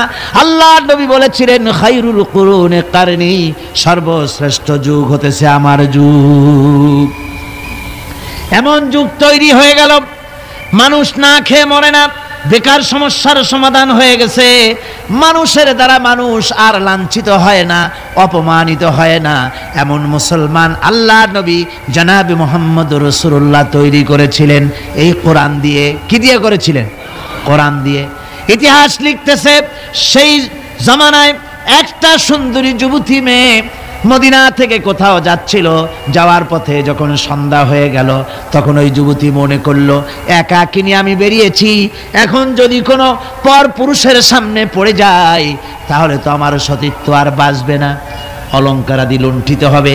এই মনে করে ভয়তে মহিলা বসে পড়েছে জমিনের উপরে। জমিনের উপরে ভয়তে বসে পড়েছে। দেখা গেল যুবক ছেলেটি তার দিকে এগিয়ে আসতেছে। যুবক এবার যুবতীর কাছে এসেছে, ময়দানে আর কোনো মানুষ নাই। যুবক ছেলেটি যুবতীর দিকে তাকিয়ে বলে, মা, আমাকে দিয়ে তোমার কোনো ক্ষতি হবে না, তুমি কোথায় যাবে আমাকে বলো, আমি নিরাপদে পাহারা দিয়ে তোমাকে তোমার গন্তব্যে পৌঁছে দেব। আমার পরিচয় শোনো, আমি মুসলমান। সুবহানাল্লাহ বিহামদিহি। রাসূলুল্লাহ এরকম মুসলমান তৈরি করেছিলেন। সুবহানাল্লাহ বলেন। এইরকম মুসলমান তৈরি করেছিলেন জনাবে মুহাম্মদ রাসূলুল্লাহ সাল্লাল্লাহু আলাইহি ওয়াসাল্লাম। এভাবে মুসলমান তৈরি করেছেন যেই মুসলমানদের কোনো মানুষের কোনো ভয় ছিল না। সমাজে চুরি ডাকাতি জেনা ব্যভিচার সব বন্ধ হয়ে গিয়েছিল। রাসূলের সেনাবাহিনী কেমন ছিল জানেন? রাসূলুল্লাহ কোরআন দিয়ে এমন সেনাবাহিনী তৈরি করেছিলেন, সিরিয়া দখল হলো মুসলমানদের হাতে। আর এই সিরিয়ার রাস্তা দিয়ে যখন মুসলমানেরা যাচ্ছে, বিজয়ী মুসলমানেরা সিরিয়ার সুন্দরী মহিলারা মনে করলো আমরা তো এখন ধর্ষিত হব, লাঞ্ছিত হব, এখন তারা আমাদের কোনো বাঁচার পথ নাই, আমাদের সর্বনাশ হয়ে যাবে। তারা তখন ভয় করতে লাগলো, মনে করলো যে ঘরের মধ্যে ঢুকে তারা আমাদেরকে লাঞ্ছিত করবে, তার চাইতে আমরা রাস্তায় দাঁড়িয়ে থাকি, যা আছে কপালে তাই হবে। দেখা গেল রাসূলুল্লাহ ট্রেনিং প্রাপ্ত সাহাবায়ে কেরাম সিরিয়া এই শহরের এক প্রান্ত দিয়ে ঢুকলেন, অপর প্রান্ত থেকে বেরিয়ে গেলেন, ডানে বায়ে তাকিয়ে দেখলেন না কারা দাঁড়িয়ে আছে। সুবহানাল্লাহ বিহামদিহি। এর নাম হচ্ছে ইসলাম। এটাই শিক্ষা দিয়েছিলেন জনাবে মুহাম্মদ রাসূলুল্লাহ সাল্লাল্লাহু আলাইহি ওয়াসাল্লাম এমন এক সুন্দর সমাজ পৃথিবীতে কায়েম হয়েছিল, যার বরকতে এই সুন্দর সমাজ হয়েছিল। আপনারা কি চান বাংলাদেশে সেরকম একটি সমাজ কায়েম হোক? রাসূলুল্লাহ বিদায় হয়ে গিয়েছেন, কিন্তু যে আদর্শ দিয়ে তিনি এই ধরনের সুন্দর সমাজ তৈরি করেছিলেন, সেই আদর্শ তিনি সাথে নিয়ে যান নাই। তারাকতু ফীকুম আমরাইন, রাসূলুল্লাহ বলেছেন দুটি জিনিস তোমাদের জন্য রেখে গেলাম, একটা হলো কিতাবুল্লাহ, একটা হচ্ছে আল্লাহর কিতাব, আর একটা হচ্ছে আমার সুন্নাহ। এই দুটি জিনিস রেখে গেলাম তোমাদের জন্য। যদি আঁকড়ে ধরতে পারো তাহলে তোমরা কেউ ধ্বংস হবে না, বিচ্ছিন্ন হবে না, ক্ষতিগ্রস্ত হবে না। এই কোরআন তোমাদেরকে বাঁচিয়ে রাখবে, এই আদর্শ তোমাদের টিকিয়ে রাখবে। সুতরাং আমি জিজ্ঞেস করতে চাই, এই বিরাট তাফসীরুল কোরআন মাহফিলের বিশাল জনসমুদ্র, আপনারা কি চান যে আল্লাহ পাকের এই কোরআন দিয়ে, আল্লাহর ওই সুন্নাহ অনুযায়ী, ওই কোরআন অনুযায়ী এই পৃথিবীর বুকে এই বিধান কায়েম হোক? এটা কি আপনারা চান? হাত উঁচু করে দেখান তো কারা কারা চান।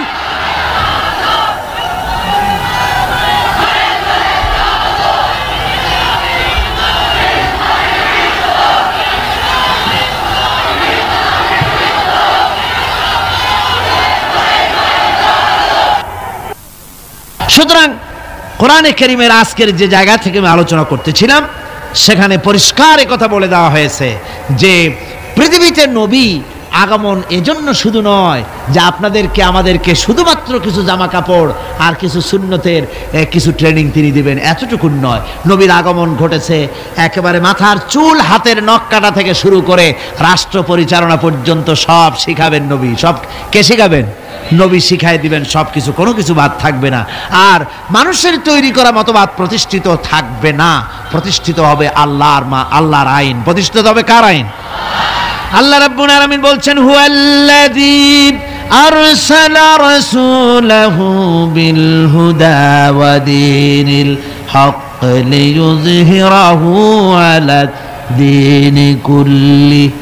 রাসূল প্রেরণের উদ্দেশ্য সব রকমের মানুষের তৈরি করা মতবাদের উপরে ইসলামকে তিনি বিজয়ী করে দেবেন। নবী বিদায় হয়ে গেছেন, আল্লাহর নবী, তিনি এই আদর্শ, তাকে যে কারণে পাঠানো হয়েছিল সেই কারণে তিনি সফল হয়েছিলেন কিনা বলুন? কি বলেন, সফল কিনা? পরিপূর্ণ সফল। মুহাম্মদ সাল্লাল্লাহু আলাইহি সাল্লাম রাষ্ট্র পরিচালনা করেছেন, নিজে প্রেসিডেন্ট হয়েছেন, রাষ্ট্র পরিচালনা করে, ইসলামের রাষ্ট্র গঠন করে, তারা প্রেসিডেন্ট হয়ে রাষ্ট্র পরিচালনা করে দুনিয়ার মানুষকে তিনি দেখায় গেছেন। সুবহানাল্লাহি ওয়া বিহামদিহি। রাসূল বিদায়ের পরে এ দায়িত্ব কাদের এখন? মুসলমানদের। জোরে বলেন, দায়িত্ব কাদের? এ দায়িত্ব আজ মুসলমানদের। আমরা কি সে দায়িত্ব পালন করছি? না, পরিপূর্ণরূপে সে দায়িত্ব আমরা পালন করছি না। আমরা দায় সারা গোছের কাজ করে যাচ্ছি, আমরা দায় সারা গোছের কাজ করে যাচ্ছি। আমরা দুনিয়ার সকল মতবাদের সাথে সম্পর্ক রাখি, ইসলামের সাথেও রেখে গতকাল যে আলোচনা করেছিলাম, খানিকটা মুনাফিকি আচরণ করে যাচ্ছি। কথা ঠিক কিনা? খানিকটা মুনাফিকি আচরণ করে যাচ্ছি। আমাদেরকে স্পষ্টভাবে ইসলামের ময়দানে আসতে হবে। আজকে বলেন আপনারা, আমার দেশের কোর্ট কাছারিতে আল্লাহ বলছেন আমার দ্বীন প্রতিষ্ঠা হবে, আমার দেওয়া জীবন ব্যবস্থা প্রতিষ্ঠিত হবে সকল মতবাদের উপরে। তাহলে বলেন, আমাদের কোর্ট কাছারিতে যে বিচার হয়, ফয়সালা হয়, তা কি এই কোরআন অনুযায়ী হয়? আমার দেশের চোরের শাস্তি কি কোরআন অনুযায়ী হয়? জেনাকারের শাস্তি কি কোরআন অনুযায়ী হয়? মদখোরের শাস্তি, ডাকাতের শাস্তি, হত্যাকারীর শাস্তি কি কোরআন অনুযায়ী হয়? হয় না।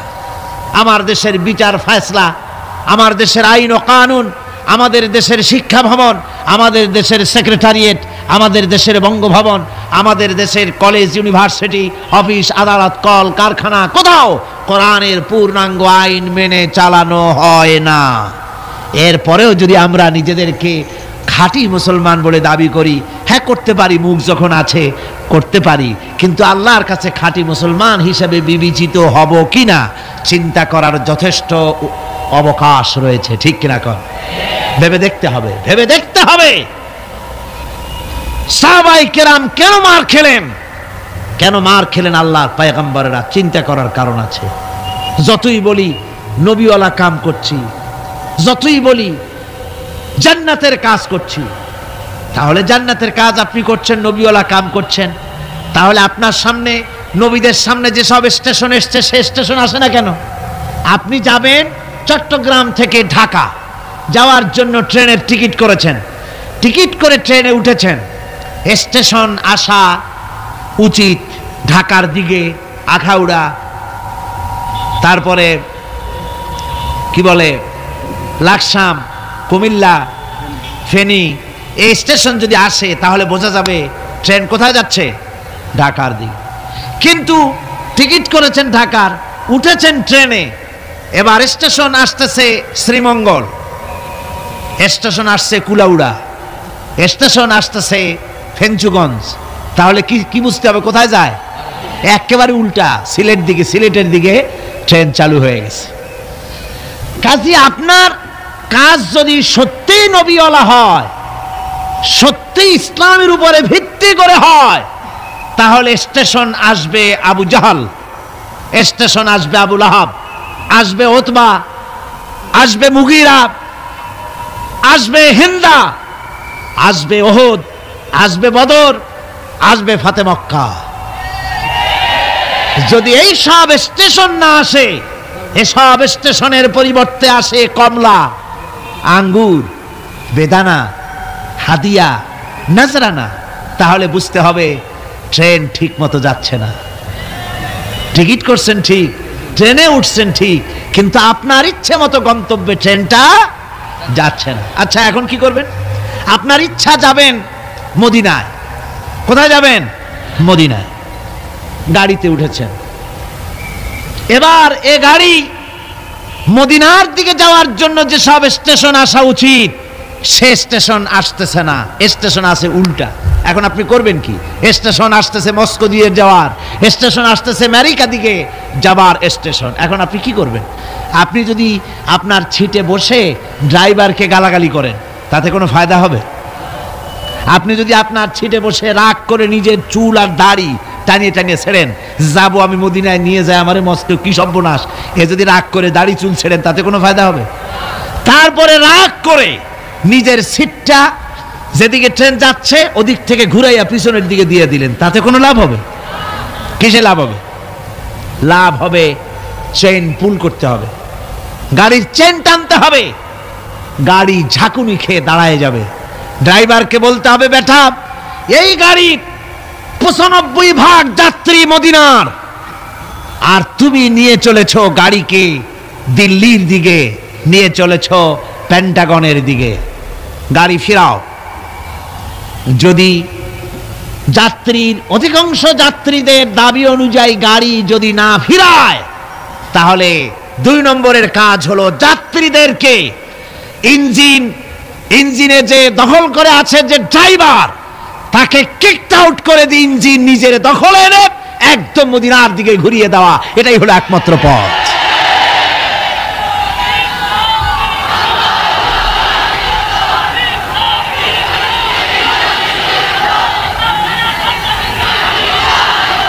সুতরাং আজকের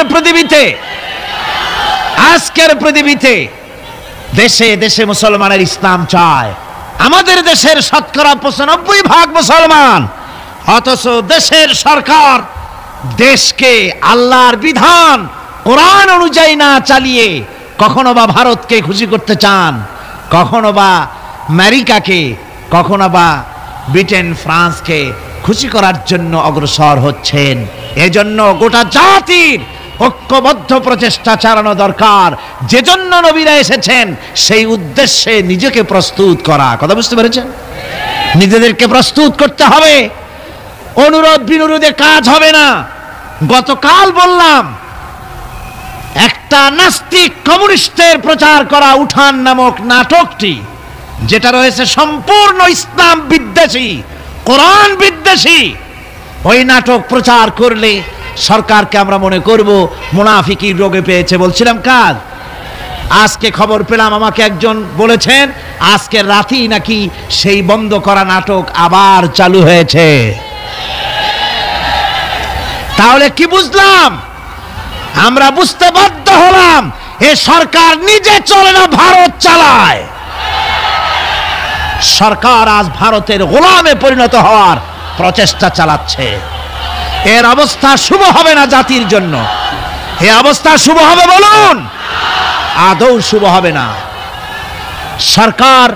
সরকারকে বলতে চাই, কোরআনের মাহফিল থেকে সরকারকে জানাতে চাই, ভারতের চাইতে আল্লাহরে বেশি ভয় করুন। কারে বেশি ভয় করতে হবে? ওই ভারতের বাবার ক্ষমতা নাই। আল্লাহ যদি ক্ষমতা ছিনায় নেওয়ার ইচ্ছে করেন, তারপরে এক মুহূর্ত তোমাদেরকে টিকিয়ে রাখার পারবে ভারত? পারবে আমেরিকা? কেউ পারবে? কেউ পারবে না। সুতরাং ভারতকে ভয় নয়, ভয় করতে হবে আল্লাহকে। কাকে ভয় করতে হবে? সে আল্লাহ রাব্বুল আলামিনকে ভয় করে এগিয়ে আসতে হবে।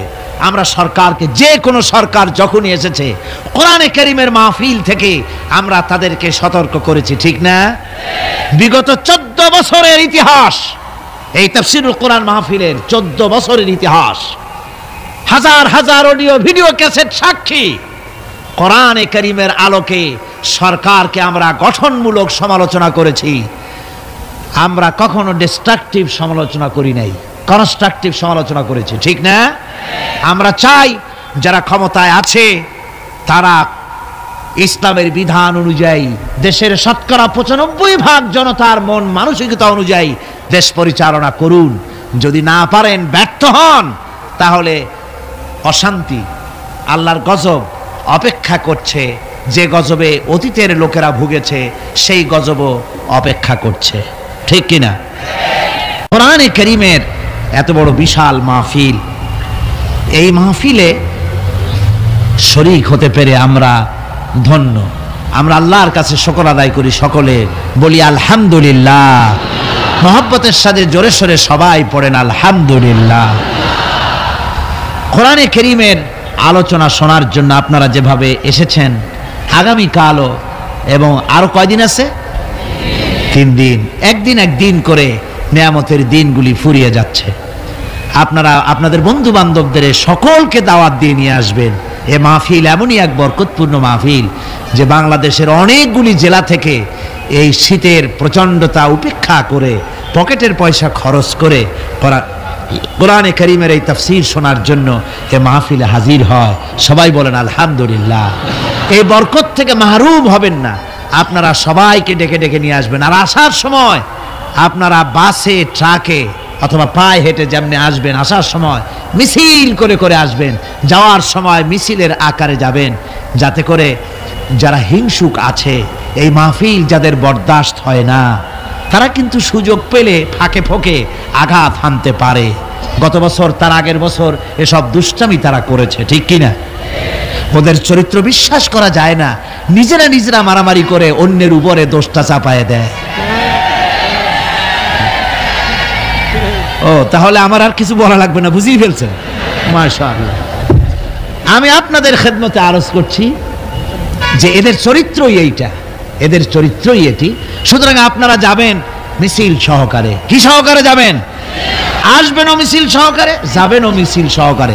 কোনো আজে বাজে উস্কানিমূলক স্লোগান দেওয়ার কোনো প্রয়োজন নাই। আসতেছেন তো কোরআনের মাহফিলে, স্লোগান হবে নারায়ে তাকবীর, আল্লাহু আকবার, আল কোরআনের আলো ঘরে ঘরে জালো, আল হাদিসের আলো ঘরে ঘরে জালো। তা না হলে পরে আবার আরেকটা সুযোগ থাকে, ফিতনাবাজ যারা, ওরা তো আর সহজে ছাড়ে না। তারা কয় যে আল কোরআনের আলো, এই স্লোগানই তারা দেয়, তার মানে ওরা হাদিস মানে না, বুঝলেন? যারা সুবিধাবাদী, সুযোগ সন্ধানী, তারা এই ধরনের খুঁতটুত কোনো জায়গায় পাইলে, সেই জন্য স্লোগান, আমরা তো কোরআন, আমরা মুসলমান, আমরা কি মুসলমান, কোরআন হাদিসের জন্যই আমরা সংগ্রাম করি। কাজী আল হাদিসের আলো, আল কোরআনের আলো ঘরে ঘরে জালো। বিপ্লব, বিপ্লব, ইসলাম ছাড়া অন্য কিছু, বাস এই কয়টা স্লোগান দিয়ে দিয়ে যাবেন আর আসবেন। জোরে সোরে মোহব্বতের সাথে সবাই পড়েন আলহামদুলিল্লাহ। আপনারা সেই আসরের নামাজের পর থেকে দূর দূরান্ত থেকে এখানে এসেছেন। এখন আজকে বেশ ঠান্ডা হাওয়া প্রবাহিত হচ্ছে। যদিও আমার সামনে আলোচনা লম্বা ছিল, কিন্তু সেই লম্বা আলোচনা করতে আমি সাহস পাচ্ছি না।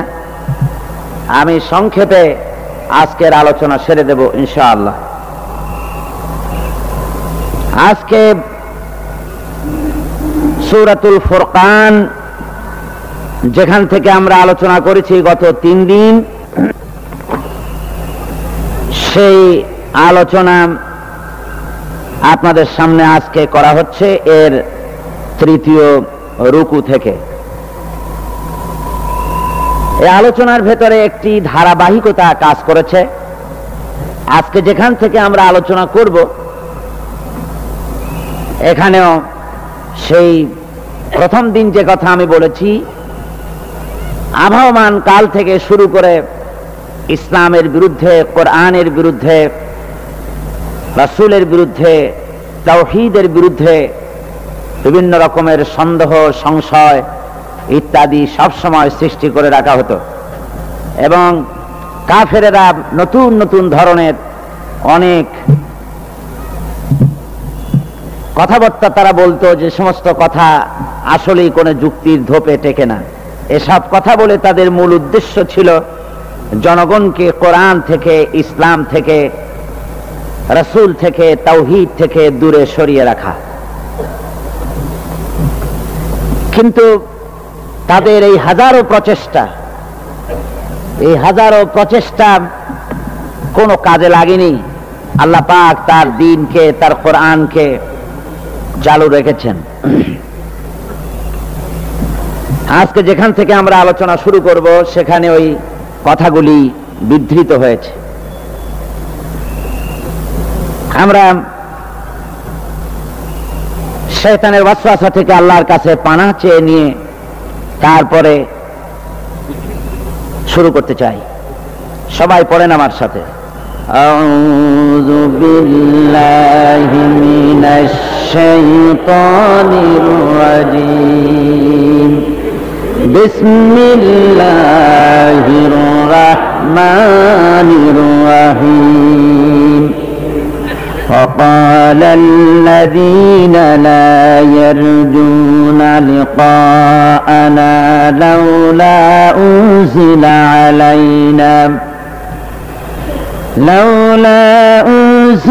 علينا الملائكة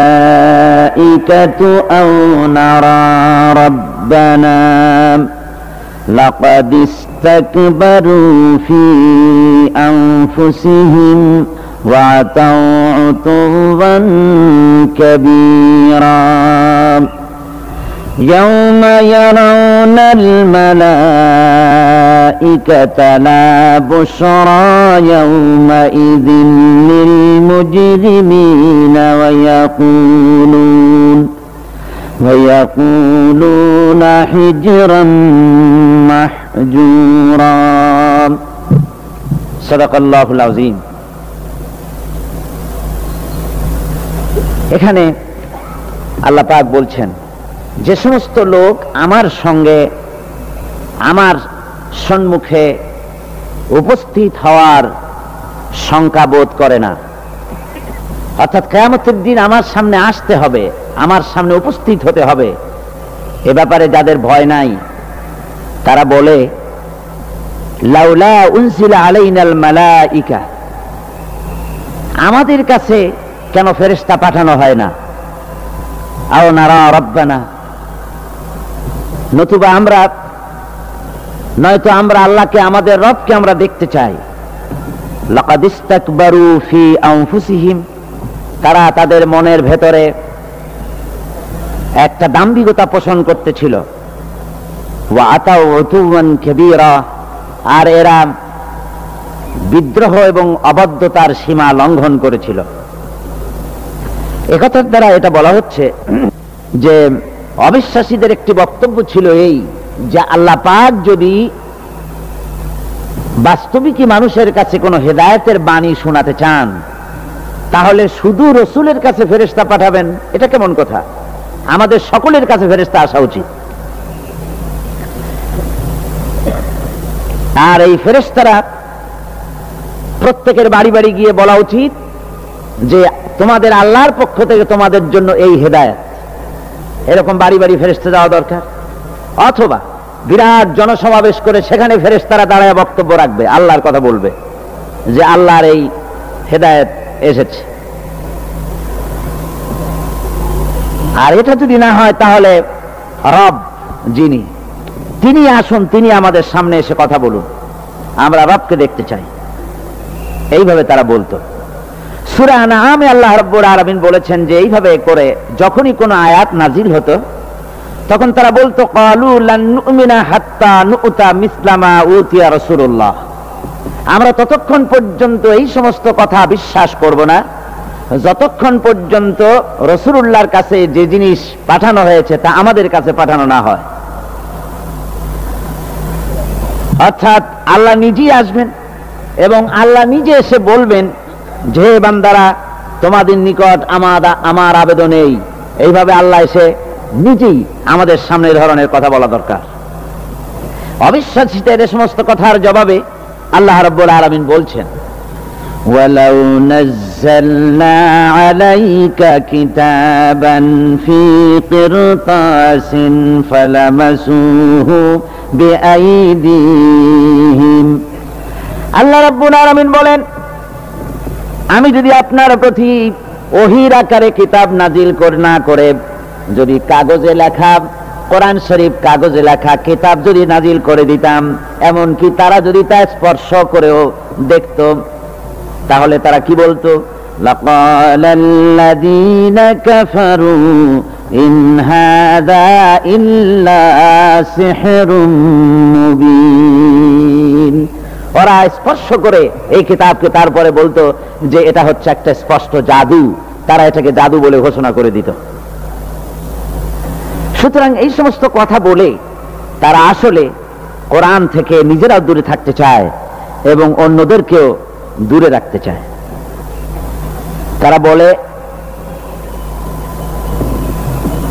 আল্লাহ রাব্বুল আলামিন বলছেন ইয়াউমা ইয়ারাউনাল মালাইকাতা লা বুশরা ইয়াউমা ইযিল লিল মুজরিমিন, যেদিন আসলে তারা ফেরেশতা দেখবে, যেদিন তারা আসলেই ফেরেশতা দেখতে পারবে, সেদিনটা অপরাধীদের জন্য কোনো সুসংবাদের দিন হবে না। ফেরেশতা যেদিন তারা দেখতেই পারবে ইয়াকুলুনা হিজরাম মাহজুরা, সেদিন তারা চিৎকার মেরে বলবে আল্লাহ আশ্রয় চাই, এভাবে চিৎকার মারতে থাকবে যেদিন সত্যি ফেরেশতা দেখবে। وَقَدِمْنَا إِلَى مَا عَمِلُوا مِنْ عَمَلٍ فَجَعَلْنَاهُ هَبَاءً مَنْثُورًا, আর আমি তাদের সমস্ত কৃতকর্ম আমলগুলিকে সব ধূলিকণার মতো উড়িয়ে দেব। আসহাবুল জান্নাতি ইয়াওমাইযিন খায়রুম মুস্তাকাররান ওয়া আহসানু মাকিলা, সেদিন হাসরের ময়দানে জান্নাত এবং জাহান্নামীদের অবস্থা একরকম হবে না। যারা জান্নাতের অধিকারী হবে তারা উত্তম জায়গায় অবস্থান করবে, কল্যাণজনক জায়গায় অবস্থান করবে এবং দ্বিপ্রহরে সময় কাটাবার জন্য তারা উত্তম স্থান লাভ করবে। অর্থাৎ জাহান্নামীরা আর জান্নাতীরা কিয়ামতের দিন তাদের এক অবস্থা হবে না। ওই প্রচন্ড রৌদ্রের তাপে জাহান্নামীদের কষ্ট হবে ঠিকই, কিন্তু জান্নাতীদের কোনো কষ্ট হবে না। সুবহানাল্লাহি ওয়া বিহামদিহি। আল্লাহ রাব্বুল আলামিনের হাবিব জনাবে মুহাম্মদুর রাসূলুল্লাহ সাল্লাল্লাহু আলাইহি ওয়াসাল্লাম বলেছেন, কিয়ামতের ময়দানে আল্লাহর কসম করে বলছি, সেদিন জাহান্নামীদের ভীষণ কষ্ট হবে আর জান্নাতীদের জন্য অত্যন্ত আসান হবে, অবস্থাটা খুবই আরামের হবে। নবীজি বলেন, এক ফরজ নামাজ, এক ওয়াক্ত ফরজ নামাজ আদায় করতে যে সময়টুকুন লাগে, কিয়ামতের মাঠের এই সময় এত বড় বিরাট লম্বা সময় জান্নাতীদের জন্য এরকম হালকা হয়ে যাবে। সুবহানাল্লাহ। হযরত আবু সাঈদ খুদরী রাদিয়াল্লাহু তাআলা আনহু হাদিসখানা বর্ণনা করেছেন, এক ওয়াক্ত নামাজ, একটা ফরজ নামাজ পড়তে যতটুকুন সময় লাগে এতটুকুন সময়ের ভেতরে জান্নাতীদের কারবার শেষ হয়ে যাবে। সুবহানাল্লাহ ওয়া বিহামদিহি। আর ওদের কারবার তো শেষই হবে না। وَيَوْمَ تَشَقَّقُ السَّمَاءُ بِالْغَمَامِ وَنُزِّلَ الْمَلَائِكَةُ تَنزِيلًا, ওরা ফেরেশতা দেখতে চায়। সেদিন আসমান সমূহ বিদীর্ণ হয়ে মেঘ পুঞ্জ বেরিয়ে আসবে, আত্মপ্রকাশ করবে, তার ভেতর থেকে ফেরেশতারা ক্রমাগত নাজিল হতে থাকবে। আর অবস্থাটাই হবে আল মুলকু ইয়াউমাইযিনিল হাক্কু লির-রাহমান ওয়া কানা ইয়াওমান আলাল কাফিরিনা আসীরা। আর সেদিনে বাদশাহী হবে কেবলমাত্র রহমানেরই। ওয়া কানা ইয়াওমান আলাল কাফিরিনা আসীরা। আর সেই কিয়ামতের দিন, সেই সময়টা হবে কাফেরদের জন্য বড়ই কঠিন। এখানে কিয়ামতের কিছু কথা বলা হচ্ছে, কিছু আভাস দেওয়া হচ্ছে যে আসমান সমূহ বিদীর্ণ হয়ে মেঘ পিণ্ড বেরিয়ে আসবে এবং তার থেকে ক্রমাগত ফেরেশতারা নাজিল হতে থাকবে।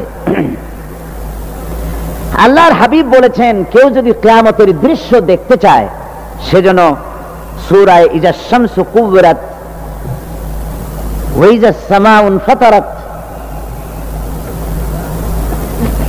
ইজা সামাউন শাক্কাত এই সূরাগুলি যেন পড়ে, তাহলে কিয়ামতের দৃশ্য তার চোখের সামনে প্রতিভাত হবে। কিয়ামতের দৃশ্যটা আসলে কেমন হবে সেই সূরাগুলি তেলাওয়াত করলে সে বুঝতে পারবে। যেমন আল্লাহ পাক বলছেন, ইজা সামাউ ফাতারাত ওয়া ইজাল কাওয়াকিবু তাসারাত ওয়া ইজাল বিহারু ফুজ্জিরাত ওয়া ইজাল কুবুরু বুসিরাত। যখন আকাশসমূহ চূর্ণ বিচূর্ণ হয়ে যাবে আর তারকাসমূহ বিক্ষিপ্ত হয়ে পড়বে, সমুদ্র মহাসমুদ্রগুলি দীর্ণ বিদীর্ণ হয়ে যাবে, কবরগুলি সব উদ্গীরণ করে দেবে, তার মধ্যে যা আছে সে সবগুলি। আবার আল্লাহ পাক বলেন, ইজা শামসু কুবিরাত ওয়া ইজান নুজুমুন কাদারাত ওয়া ইজাল জিবালু সুয়্যিরাত। সূর্য যখন ঢেকে যাবে, তারকাগুলি যখন বিপর্যস্ত হয়ে যাবে আর পাহাড়গুলি যখন চালিয়ে দেওয়া হবে, এই দৃশ্য তোমরা দেখতে পাবে। ফাইযান নুজুমু তুমিসাত ওয়া ইযাস সামাউ ফুরিজাত ওয়া ইযাল জিবালু নুসিফাত। সেদিন অবস্থা এমন হবে, সমস্ত তারকাগুলি স্তিমিত হয়ে যাবে আর আকাশসমূহ দীর্ণ বিদীর্ণ হয়ে যাবে। আর দেখতে পাবে পাহাড়গুলি, সমস্ত পাহাড়গুলিকে উড়িয়ে দেওয়া হবে। আবার অবস্থা আরো কি হবে, ফাইযা বারিকাল বাসারু ওয়া খাসাফাল কামারু ওয়া জুমিআশ শামসু ওয়াল কামার। যখন চক্ষু বিস্ফারিত হয়ে যায় মানুষের, চাঁদ আর সূর্য নিষ্প্রভ হয়ে যাবে, সব একাকার হয়ে যাবে, চন্দ্র এবং সূর্য তার অস্তিত্বকে হারিয়ে ফেলবে। শুধু তাই নয়, ওয়াহুমিলাতিল আরদু ওয়াল জিবালু ফাদুক্কাতা দাক্কাতাও ওয়াহিদা। জমিন ও পাহাড়গুলির মধ্যে সংঘর্ষ লাগিয়ে দেওয়া হবে আর তা এক ধাক্কায় জমিন এবং সমস্ত পাহাড়গুলি চূর্ণ বিচূর্ণ হয়ে যাবে। সুবহানাল্লাহি ওয়া বিহামদিহি। আল্লাহ রাব্বুল আলামিন বলছেন, এইভাবে করে কিয়ামতের দৃশ্য, বিভীষিকাময় দৃশ্য তোমরা দেখতে পাবে। আর সেদিনের রাজত্বটা কার হবে? আল মুলকু ইয়াউমাইযিনিল হাক্কু লির-রাহমান। সেদিনের রাজত্ব হবে কেবলমাত্র রহমানের। অর্থাৎ যেসব কৃত্রিম বাদশাহী দেখে তোমাদের চোখে ধাঁধা লেগে গিয়েছে, তোমাদেরকে দুনিয়ার বাদশাহী দেখে তোমরা ধোঁকায় পড়ে গিয়েছো, এসব বাদশাহী কিছুই টিকবে না সেদিন। সেদিন শুধু বাদশাহী থাকবে একমাত্র আল্লাহ পাকের। কার থাকবে বাদশাহী? যারা বলেন কার? আল্লাহ রাব্বুল আলামিন যখন কিছুই থাকবে না ঘোষণা করবেন, লিমানিল মুলকুল ইয়াউম লিল্লাহিল ওয়াহিদুল কাহ্হার। আজকে কার রাজত্ব? চারিদিক থেকে আওয়াজ আসতে থাকবে, পরাক্রমশালী আল্লাহ রাব্বুল আলামিনের রাজত্ব আর কারো নয়। হাদিস শরীফে এসেছে, বুখারী মুসলিম শরীফের হাদিসে এসেছে, আল্লাহর নবী বলেন, আল্লাহ রাব্বুল আলামিন তখন তার এক হাতে আকাশ মণ্ডলীকে ধারণ করবেন, আর এক হাতে জমিনকে ধারণ করবেন।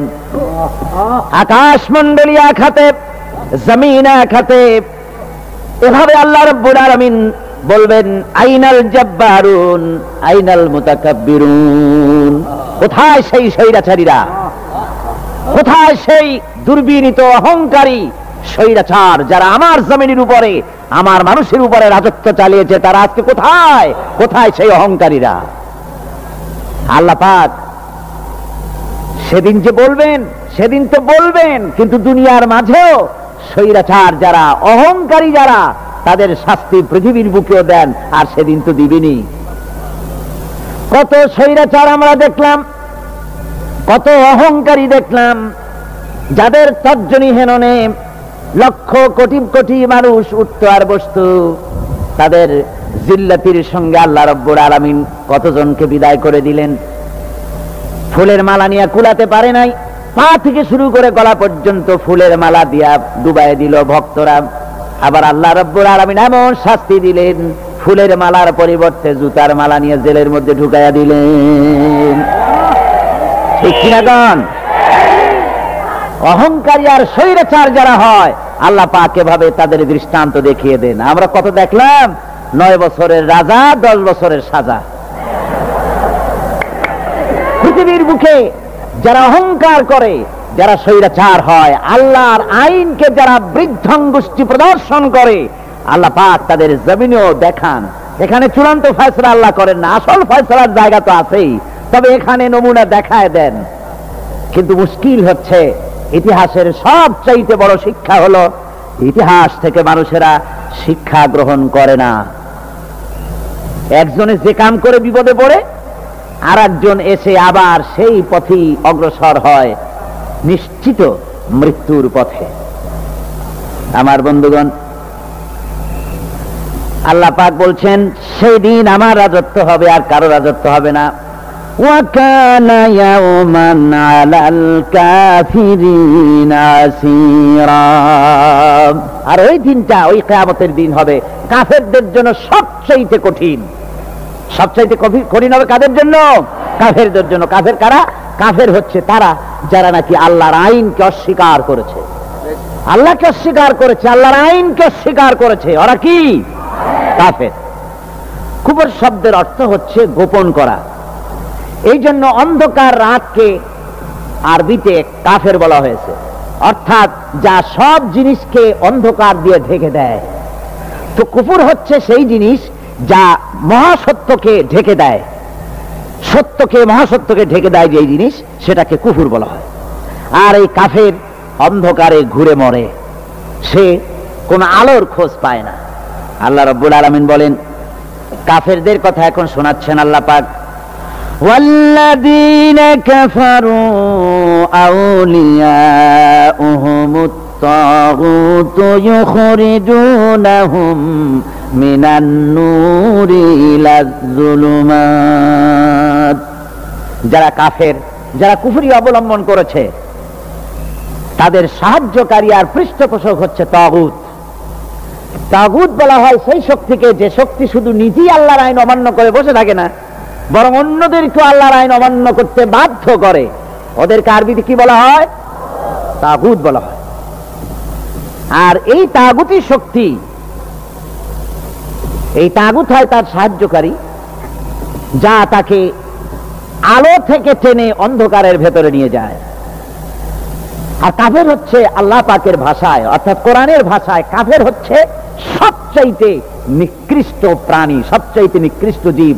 মহাসত্যকে যারা স্বীকার করেছে, যারা আল্লাহকে মানে না, যারা আল্লাহর কোরআনকে মানে না, যারা ইসলামকে স্বীকার করে না, তারা সবচাইতে নিকৃষ্ট প্রাণী। আল্লাহ রাব্বুল আলামিন বলেন, ইন্না শাররাদ দাওয়াবি ইনদাল্লাহিল্লাযীনা কাফারু ফাহুম লা ইউমিনুন। নিশ্চয়ই আল্লাহর জমিনে সব বিচরণশীল জীব যত আছে, আল্লাহ বলছেন আমার জমিনে বিচরণশীল জীব যত আছে, তার মধ্যে সবচাইতে নিকৃষ্ট প্রাণী হলো যারা ঈমান আনে নাই, যারা বিশ্বাস করেন আমি আল্লাহকে, যারা পরকালকে বিশ্বাস করে নাই, যারা কোরআনকে বিশ্বাস করে নাই, যারা ইসলামকে বিশ্বাস করে নাই, পৃথিবীর মধ্যে তারা সবচাইতে নিকৃষ্টতম প্রাণী। আল্লাহ বলেন শুধু নিকৃষ্ট জনক নিকৃষ্ট প্রাণী বললেই সারে না, এরা হলো চতুষ্পদ জানোয়ারের মতো। কে বলতেছেন? আমি বলছি না, কিন্তু আল্লাহ পাক বলতেছেন চতুষ্পদ জানোয়ারের মতো কাফেরেরা। وَمَثَلُ الَّذِينَ كَفَرُوا كَمَثَلِ الَّذِي يَنْعِقُ بِمَا لَا يَسْمَعُ إِلَّا دُعَاءً وَنِدَاءً। এই কাফেরদের দৃষ্টান্ত হচ্ছে সেই রাখালের মতো, যে রাখাল তার পশুদেরকে ডাকে, আর ওই পশুরা একটা ডাক শোনে মাত্র, কিন্তু কি যে বলে তা তো পশুতে বোঝে না। কথা বুঝতে পেরেছে?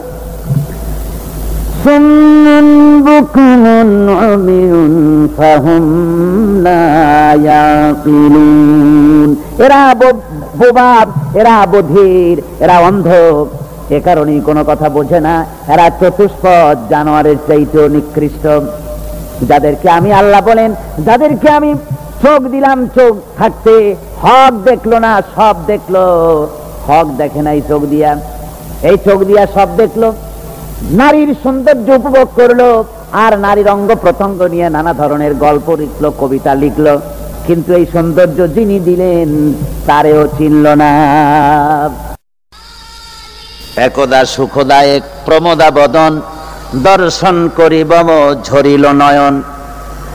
হেসে কহে সে রূপসী সবিস্ময় মন, কহ দেখি মহাশয় কহ কি কারণ। বিষয় বিরাগী তুমি ভুবনে প্রচার, কি হেতু জন্মিল তব মানস বিকার। সামান্য ললনারূপ করি দর্শন, উচিত না হয় তব অশ্রু বরিশন। বুজুর্গ ব্যক্তি ওই মহিলার দিকে তাকিয়ে তাকিয়ে কাঁদতেছেন। সুন্দরী মহিলা বলেন, আল্লাহর বুজুর্গ বান্দা, আপনি এলাকার ভিতরে বুজুর্গ এবং পীর হিসাবে, বুজুর্গ ব্যক্তি হিসাবে আপনি বিখ্যাত। আজকে আমাকে এখানে দেখে আপনি আমার দিকে তাকায় আমার রূপ উপভোগ করতেছেন আর কাঁদতেছেন। আপনার মতো সংসার বিরাগী মানুষ আমার মতো একটা সুন্দরী মেয়েকে দেখে এভাবে কাঁদা ঠিক না। বুজুর্গ ব্যক্তি বলছেন, হেসে কহিলাম বলে করহ শ্রবণ, নেত্র ঝরে তবু হেতু ভেব না এমন। যে শিল্পী রচিল ওই সুধাংশু বদন, তাহার তরে ঝরে নেত্র নয়নে জীবন। আল্লাহর বান্দি, আমি তোমাকে দেখি কান্দি না, আমার চোখে পানি বেরিয়ে গেছে। তোমারে দেখে আমি মনে মনে ভাবলাম, এত সুন্দর করে যিনি মানুষ বানিয়েছেন, না জানি ওই আল্লাহ রব্বুল আলামিন কত বড় সুন্দর। আমার ভাইরা, সুতরাং চোখ থাকতে ওরা আল্লাহ রাব্বুল আলামিনের কুদরত ওরা দেখে নাই, কান থাকতে কোরআনের আওয়াজ ওদের কানের মধ্যে ঢোকে নাই, বিবেক থাকতে আল্লাহর দ্বীনকে বুঝতে পারে নাই, চিন্তা করতে পারে নাই। আল্লাহ রাব্বুল আলামিন বলেন, উলাইকা কাল্লানাম, এরা হলো চতুষ্পদ জানোয়ার। বালহুম আদল, শুধু জানোয়ার না, জানোয়ারের চাইতেও নিকৃষ্ট। এমনই জানোয়ার, আল্লাহ বলেন শুধু জানোয়ার না, জানোয়ারের মতো শুধু খায় জনমের মতো।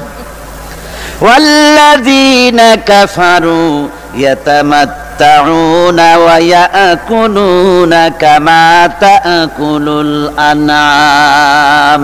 এই কাফেরগুলির কাম শুধু ফুর্তি করা, গান বাজনা, নাটক, গল্প, এই সব কাজ তাদের। নামাজ নাই, রোজা নাই, আল্লাহর চিন্তা নাই, তাহাজ্জুদ নাই, পরহেজগারি নাই, শুধু গান আর নাচ।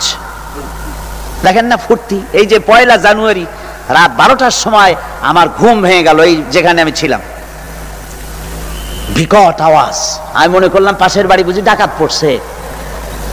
পরে বাড়িওয়ালা আমাকে বললেন যে ডাকাত না, বোধহয় এই নিউ ইয়ার সেলিব্রেট হচ্ছে, নতুন বৎসর উদযাপন হচ্ছে, বোমা দিয়ে শহরবাসীর আরামের ঘুম হারাম করে এগুলি করা হচ্ছে। এ তো গেল 1 জানুয়ারি। আর যখন আমাদের নিজেরটা যখন আসে, অর্থাৎ 1 বৈশাখ, তখন দেখছেন অবস্থা 1 বৈশাখে। এবছর আমাদের দেশে 1 বৈশাখে ঢাকায় যে দৃশ্য আমি টিভির মধ্যে দেখলাম, তাতে আমার মনে হয়নি যে 12 কোটি মুসলমানের দেশে রাজধানীতে এই দৃশ্য হচ্ছে, আমার মনে হচ্ছিল এটা বুঝি কলকাতা অথবা অন্য কোন শহর হবে। আমি দেখলাম সমস্ত যুবক যুবতী, নারী পুরুষ, বিভিন্ন বয়সের লোক সব একসঙ্গে রাস্তায় নেমেছে, নাচতেছে। তার মধ্যে বুদ্ধিজীবী আছে, শিক্ষিত লোক আছে, সমানে নাচতেছে। আর তাদের মুখোশ পরা, বানরের মুখোশ, কুকুরের মুখোশ, শূকরের মুখোশ, ঘোড়ার মুখোশ, পাতিশিয়ালের মুখোশ, এই মুখোশ পরে এভাবে নাচতেছে। আমি চিন্তা করলাম নববর্ষের সাথে কুত্তার মুখোশের সম্পর্ক কি? নববর্ষের সাথে পাতি শ্রীগালের মুখোশের সম্পর্ক কি? তাহলে ওরা কি বলতে চায় যে আগামী বছরটা আমরা কুত্তার ভূমিকায় অ্যাক্টিং করব, অথবা শ্রীগালের মতো ধূর্তামি করব জাতির সাথে? তারপরে কি করলো? সকাল বেলায় যুবক যুবতী পয়লা বৈশাখ সূর্য উদয়ের আগে রমনা লেকের পাড়ে গিয়ে সব দাঁড়িয়েছে বাসন্তী রঙের শাড়ি পরে। তারপরে সেখানে দাঁড়িয়ে সূর্য উদয়ের পানে তাকিয়ে সকাল বেলায় ভাবে করজোর করে বলছে, এসো হে নববৈশাখ স্বাগতম হে। নববৈশাখ অলক্ষে বোধহয় এটা শুনে বলতেছে, বাবাজিরা আমারে ডাকতেছো, অপেক্ষা করো, আমি আসতেছি। আমারে ডাকতেছো, আমি আসতেছি, কোমরে গামছা বেঁধে আসতেছি, 225 মাইল স্পিডে আসতেছি, 30 ফুট উচ্চ জলোচ্ছ্বাস নিয়ে আসতেছি, নববৈশাখের মজা স্বাদ চাখাইতে। আমার ভাইরা, মুসলমান নববর্ষ উদযাপনের সাথে মুসলমানের কিসের সম্পর্ক?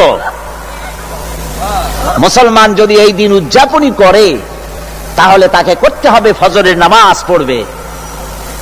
মুসলমান নববর্ষ উদযাপন করবে, ফজরের নামাজ পড়বে, তারপরে কোরআন শরীফ তেলাওয়াত করবে, দরুদ শরীফ পড়বে, আল্লাহর দরবারে হাত তুলে বলবে, রব্বুনা রাব্বিন, একটি বছর পার করে দিলাম, নাফরমানি ছাড়া কিছুই তো করি নাই, বিগত বছরে যা করেছি মাফ করে দাও, আগামী বছরটা গোটা জাতি আর দেশের জন্য কল্যাণকর মঙ্গলময় করে দাও।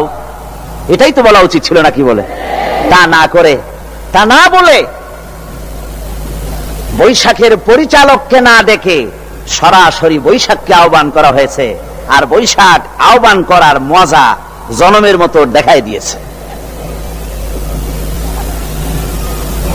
আল্লাহ রাব্বুল আলামিন তাই বলেন, কাফেররা তাদের কাজ হলো শুধু খাওয়া, তারা এমন খাওয়া খায় জনমের মতো খায়। ইয়াকুলুনা কামা তাকুলুল আনাম, জানোয়ারে যেমন খায় ওই রকম খায়। তার মানে খায়, একটু বিসমিল্লাহ কয় না, খায় যখন ছেড়ে দেয় তখন আলহামদুলিল্লাহ বলে না, বাহাদ খায়, আবার বাহাদ খায়। ডাব একটা কাটলো, বিসমিল্লাহ নাই, খাইলো, 2-4 ঢোক খাইয়া পুরা ডাবটার ফেলাই দিল। ডাবটা কি তোমার বাজান তৈরি করছিল নাকি? একটু বিসমিল্লাহ বললা না, একটু শুকরিয়া আদায় করলা না। আমি গত এই যে ডিসেম্বর গেল, ডিসেম্বরের 16 তারিখ আমেরিকা থেকে এসেছি। ওখানে দেখলাম তারা প্রতি নভেম্বর মাসের শেষ বৃহস্পতিবার থ্যাঙ্কস গিভিং ডে অবজার্ভ করে। আমি জিজ্ঞেস করলাম, থ্যাঙ্কস গিভিং ডে জিনিসটা কি? ওরা বলল, এটা হচ্ছে এই যে গড আমাদেরকে সারা বছর ভালো খাওয়াইছেন, আমাদেরকে ভালোভাবে পড়াইছেন, সুন্দর রেখেছেন, এই জন্য আমরা গডকে থ্যাঙ্কস দেই নভেম্বরের এই শেষ দিনটিতে। সারা বছরে ভালো খাইছি, ভালো থাকছি, এই জন্য গভর্নমেন্টকে মানে গডকে থ্যাঙ্কস দিলাম। আমি আমার আলোচনায় সেখানে বললাম যে দেখেন, রাশিয়ার সাথে আমেরিকার পার্থক্য তো এখানে, ওরা গডকে অস্বীকারই করেছে, গডই মানে না। আর এরা গডের নামাজ রোজা বা ইবাদত কিছু করুক আর না করুক, গডের অন্তত একটা ধন্যবাদ দেয়। ওরা ওদের ডলারে লিখেছে, ইন গড উই ট্রাস্ট, প্রত্যেকটা ডলারে লেখা আমরা গডে বিশ্বাস করি। তো শুকর আদায় করলে তো আল্লাহ বাড়িয়ে দিবেন। আল্লাহ রাব্বুল আলামিনের সুন্নাত হলো, শুকর যদি কেউ আদায় করে আল্লাহ বাড়িয়ে দেন। লা ইন শাকারতুম লা আযীদান্নাকুম ওয়া লা ইন কাফারতুম ইন্না আযাবি লাশাদীদ। আমার নিয়ামতের শুকর যদি আদায় করো আমি বাড়ায় দেব, আর যদি নিয়ামতের শুকর আদায় না করো তাহলে মস্ত বড় শাস্তি তোমাদের জন্য রেখেছি। তো আমেরিকা শুকর আদায় করে নিজেরা খাইয়া, কিন্তু ওদের জমিন হলো বিশাল জমিন। আমি কয়েকবার গিয়েছি এবং বহু স্টেট সফর করেছি। ওদের জমিন এত ফার্টাইল, জমিনে যদি রীতিমতো তারা ফসল ফলাতো, এই ফসল সারা দুনিয়ার দরিদ্র ভুভুক্ষ জনতাকে খাওয়াইয়া বাঁচাইতে পারত, কিন্তু ওরা তা করে না। ওরা করে কি? ওরা মুনাফার হার, বাজার দর ঠিক রাখার জন্য নির্দিষ্ট পরিমাণ জমিনে ফসল ফলায়, কিন্তু জমিন এতই উর্বর ওদের মেজারমেন্ট করা, মাপ করা, হিসাব করা ফসল হয় না, ফসল হয় বেশি। তখন বাড়তি ফসলকে তারা প্রতি বছর লক্ষ লক্ষ টন আলু আর গমকে তারা সমুদ্রে নিক্ষেপ করে। তাদের আলু এবং গম সেই সময় তারা নিক্ষেপ করে সমুদ্রে যখন ইথিওপিয়া, সুদানে মানুষ না খেয়ে মরছে। পৃথিবীর বিভিন্ন দেশে মানুষ ক্ষুধার যন্ত্রণায় যখন চিৎকার করছে আর তাদের এই চিৎকারে আকাশ বাতাস ভারী হয়ে যাচ্ছে, তখন ওরা এই কামটি করছে। তাই আমি ওই প্রথম দিন বলেছিলাম যে রাশিয়া যেমন খান খান হয়েছে, অস্তিত্ব বিলুপ্ত হয়েছে আল্লাহর সাথে নাফরমানি করার কারণে। আপনারা বলতে পারেন কমিউনিজম কি একটা সহজ ব্যাপার? একটা বিরাট শক্তি। পৃথিবীর বুকে কত দেশ তারা ডমিনেট করতেছিল, কোন যুদ্ধ নাই, কোন রক্তপাত নাই, বিনা ধাক্কায়, বিনা বাতাসে, বিনা ঝড়ে বিশাল মহিরুহু চিৎপটাং। এটা হলো কেন? কেন হলো রাশিয়ার এই দশা? আমি লালদিঘির ময়দানে বলে গেছিলাম, আমি চিন্তা করে যেটা পাইছি সেটা হচ্ছে এই দুনিয়ার সমস্ত মতবাদ আল্লাহকে কোনো না কোনো প্রকারে স্বীকার করে। তার কথা মানুক আর না মানুক, আছে একটা কিছু, এতটুকুন বলে যে আল্লাহ আছেন বা গড আছে বা একটা কিছু আছে। কমিউনিজম, সমাজতন্ত্র হলো পৃথিবীর একমাত্র নিকৃষ্ট মতবাদ, যে মতবাদ সরাসরি আল্লাহকে অস্বীকার করেছে, বলেছে আল্লাহ নাই, দেয়ার ইজ নো গড। তারা ধর্মকে আফিম বলেছে। আল্লাহ পাক তাই কোন যুদ্ধ ছাড়া, কোন মারামারি ছাড়া, কোন রক্তপাত ছাড়া এই বিশাল শক্তিকে ফুৎকারে উড়িয়ে দিলেন। তুলার মতো হয়ে, গোটা রাশিয়া তুলার মতো হয়ে, পেঁজা তুলা, ধোনা তুলার মতো হয়ে সব উড়ে চলে গিয়েছে, অস্তিত্ব বিলুপ্ত হয়ে গিয়েছে। কিন্তু আমাদের দেশের খুচরা কমিউনিস্টরা এখনো স্বপ্ন দেখে। ওই যে কালকে বলেছি, তারা বলে কলমের খোসা এটা এখনো নষ্ট করা যাবে না, এটা এখনো চালু করা হবে। এখনো চীনে আছে, এখনো কিউবায় আছে। ওই কিউবা থেকে, চীন থেকে ফিদেল কাস্ট্রোর একটু আওয়াজ শোনে, চীন থেকে মিস্টার ব্যাং না কি জানি না, ব্যাং এর আওয়াজ শোনে, আর তাই মনে করে এ বুঝি সমাজতন্ত্রের বিজয়ের গান। না, চীন থেকে আর কিউবা থেকে যে আওয়াজ আজকে উঠতেছে, এই আওয়াজ সমাজতন্ত্রের বিজয়ের আওয়াজ নয়, এটা হলো সমাজতন্ত্রের মরণ যন্ত্রণার গোঙানির আওয়াজ। কাজী এরা দুনিয়ার বুকে শুধু আনন্দ এবং ফুর্তি করে, আল্লাহর হককে, আল্লাহকে চিনতে তারা ব্যর্থ হয়েছে। এখনই আমরা মোনাজাত করতে যাচ্ছি। اللهم آمين. ربنا ظلمنا أنفسنا وإن لم تغفر لنا وترحمنا لنكونن من الخاسرين. ربنا لا تزغ قلوبنا بعد إذ هديتنا وهب لنا من لدنك رحمة إنك أنت الوهاب. رب العالمين, আয় আল্লাহ তাআলা, দীর্ঘক্ষণ ধরে তোমার দ্বীনের কথা, কোরআনের কথা আমরা শুনেছি, আলোচনা করেছি। মেহেরবানি করে সওয়াবটুকু হুজুরে পুরনূর সাল্লাল্লাহু আলাইহি ওয়াসাল্লামের রূহ মুবারকে পৌঁছে দাও। আয় আল্লাহ তাআলা, तमाम পৃথিবীর মাটির নিচে যত মুমিন মুমিনাত শুয়ে আছে তাদের আরো আর পরে সওয়াব পৌঁছিয়ে দাও। আল্লাহ তাআলা, আমাদের মা বাপ যাদের কবরে শুয়ে আছে, কবরগুলিকে জান্নাতের টুকরা বানায়া দাও। আমাদের মা বাপ যাদের বেঁচে আছে সুস্থ রাখো, ভালো রাখো। রব্বির হামহুমা কামা রব্বায়ানি সগীরা। সবাই পড়েন রব্বির হামহুমা কামা রব্বায়ানি সগীরা।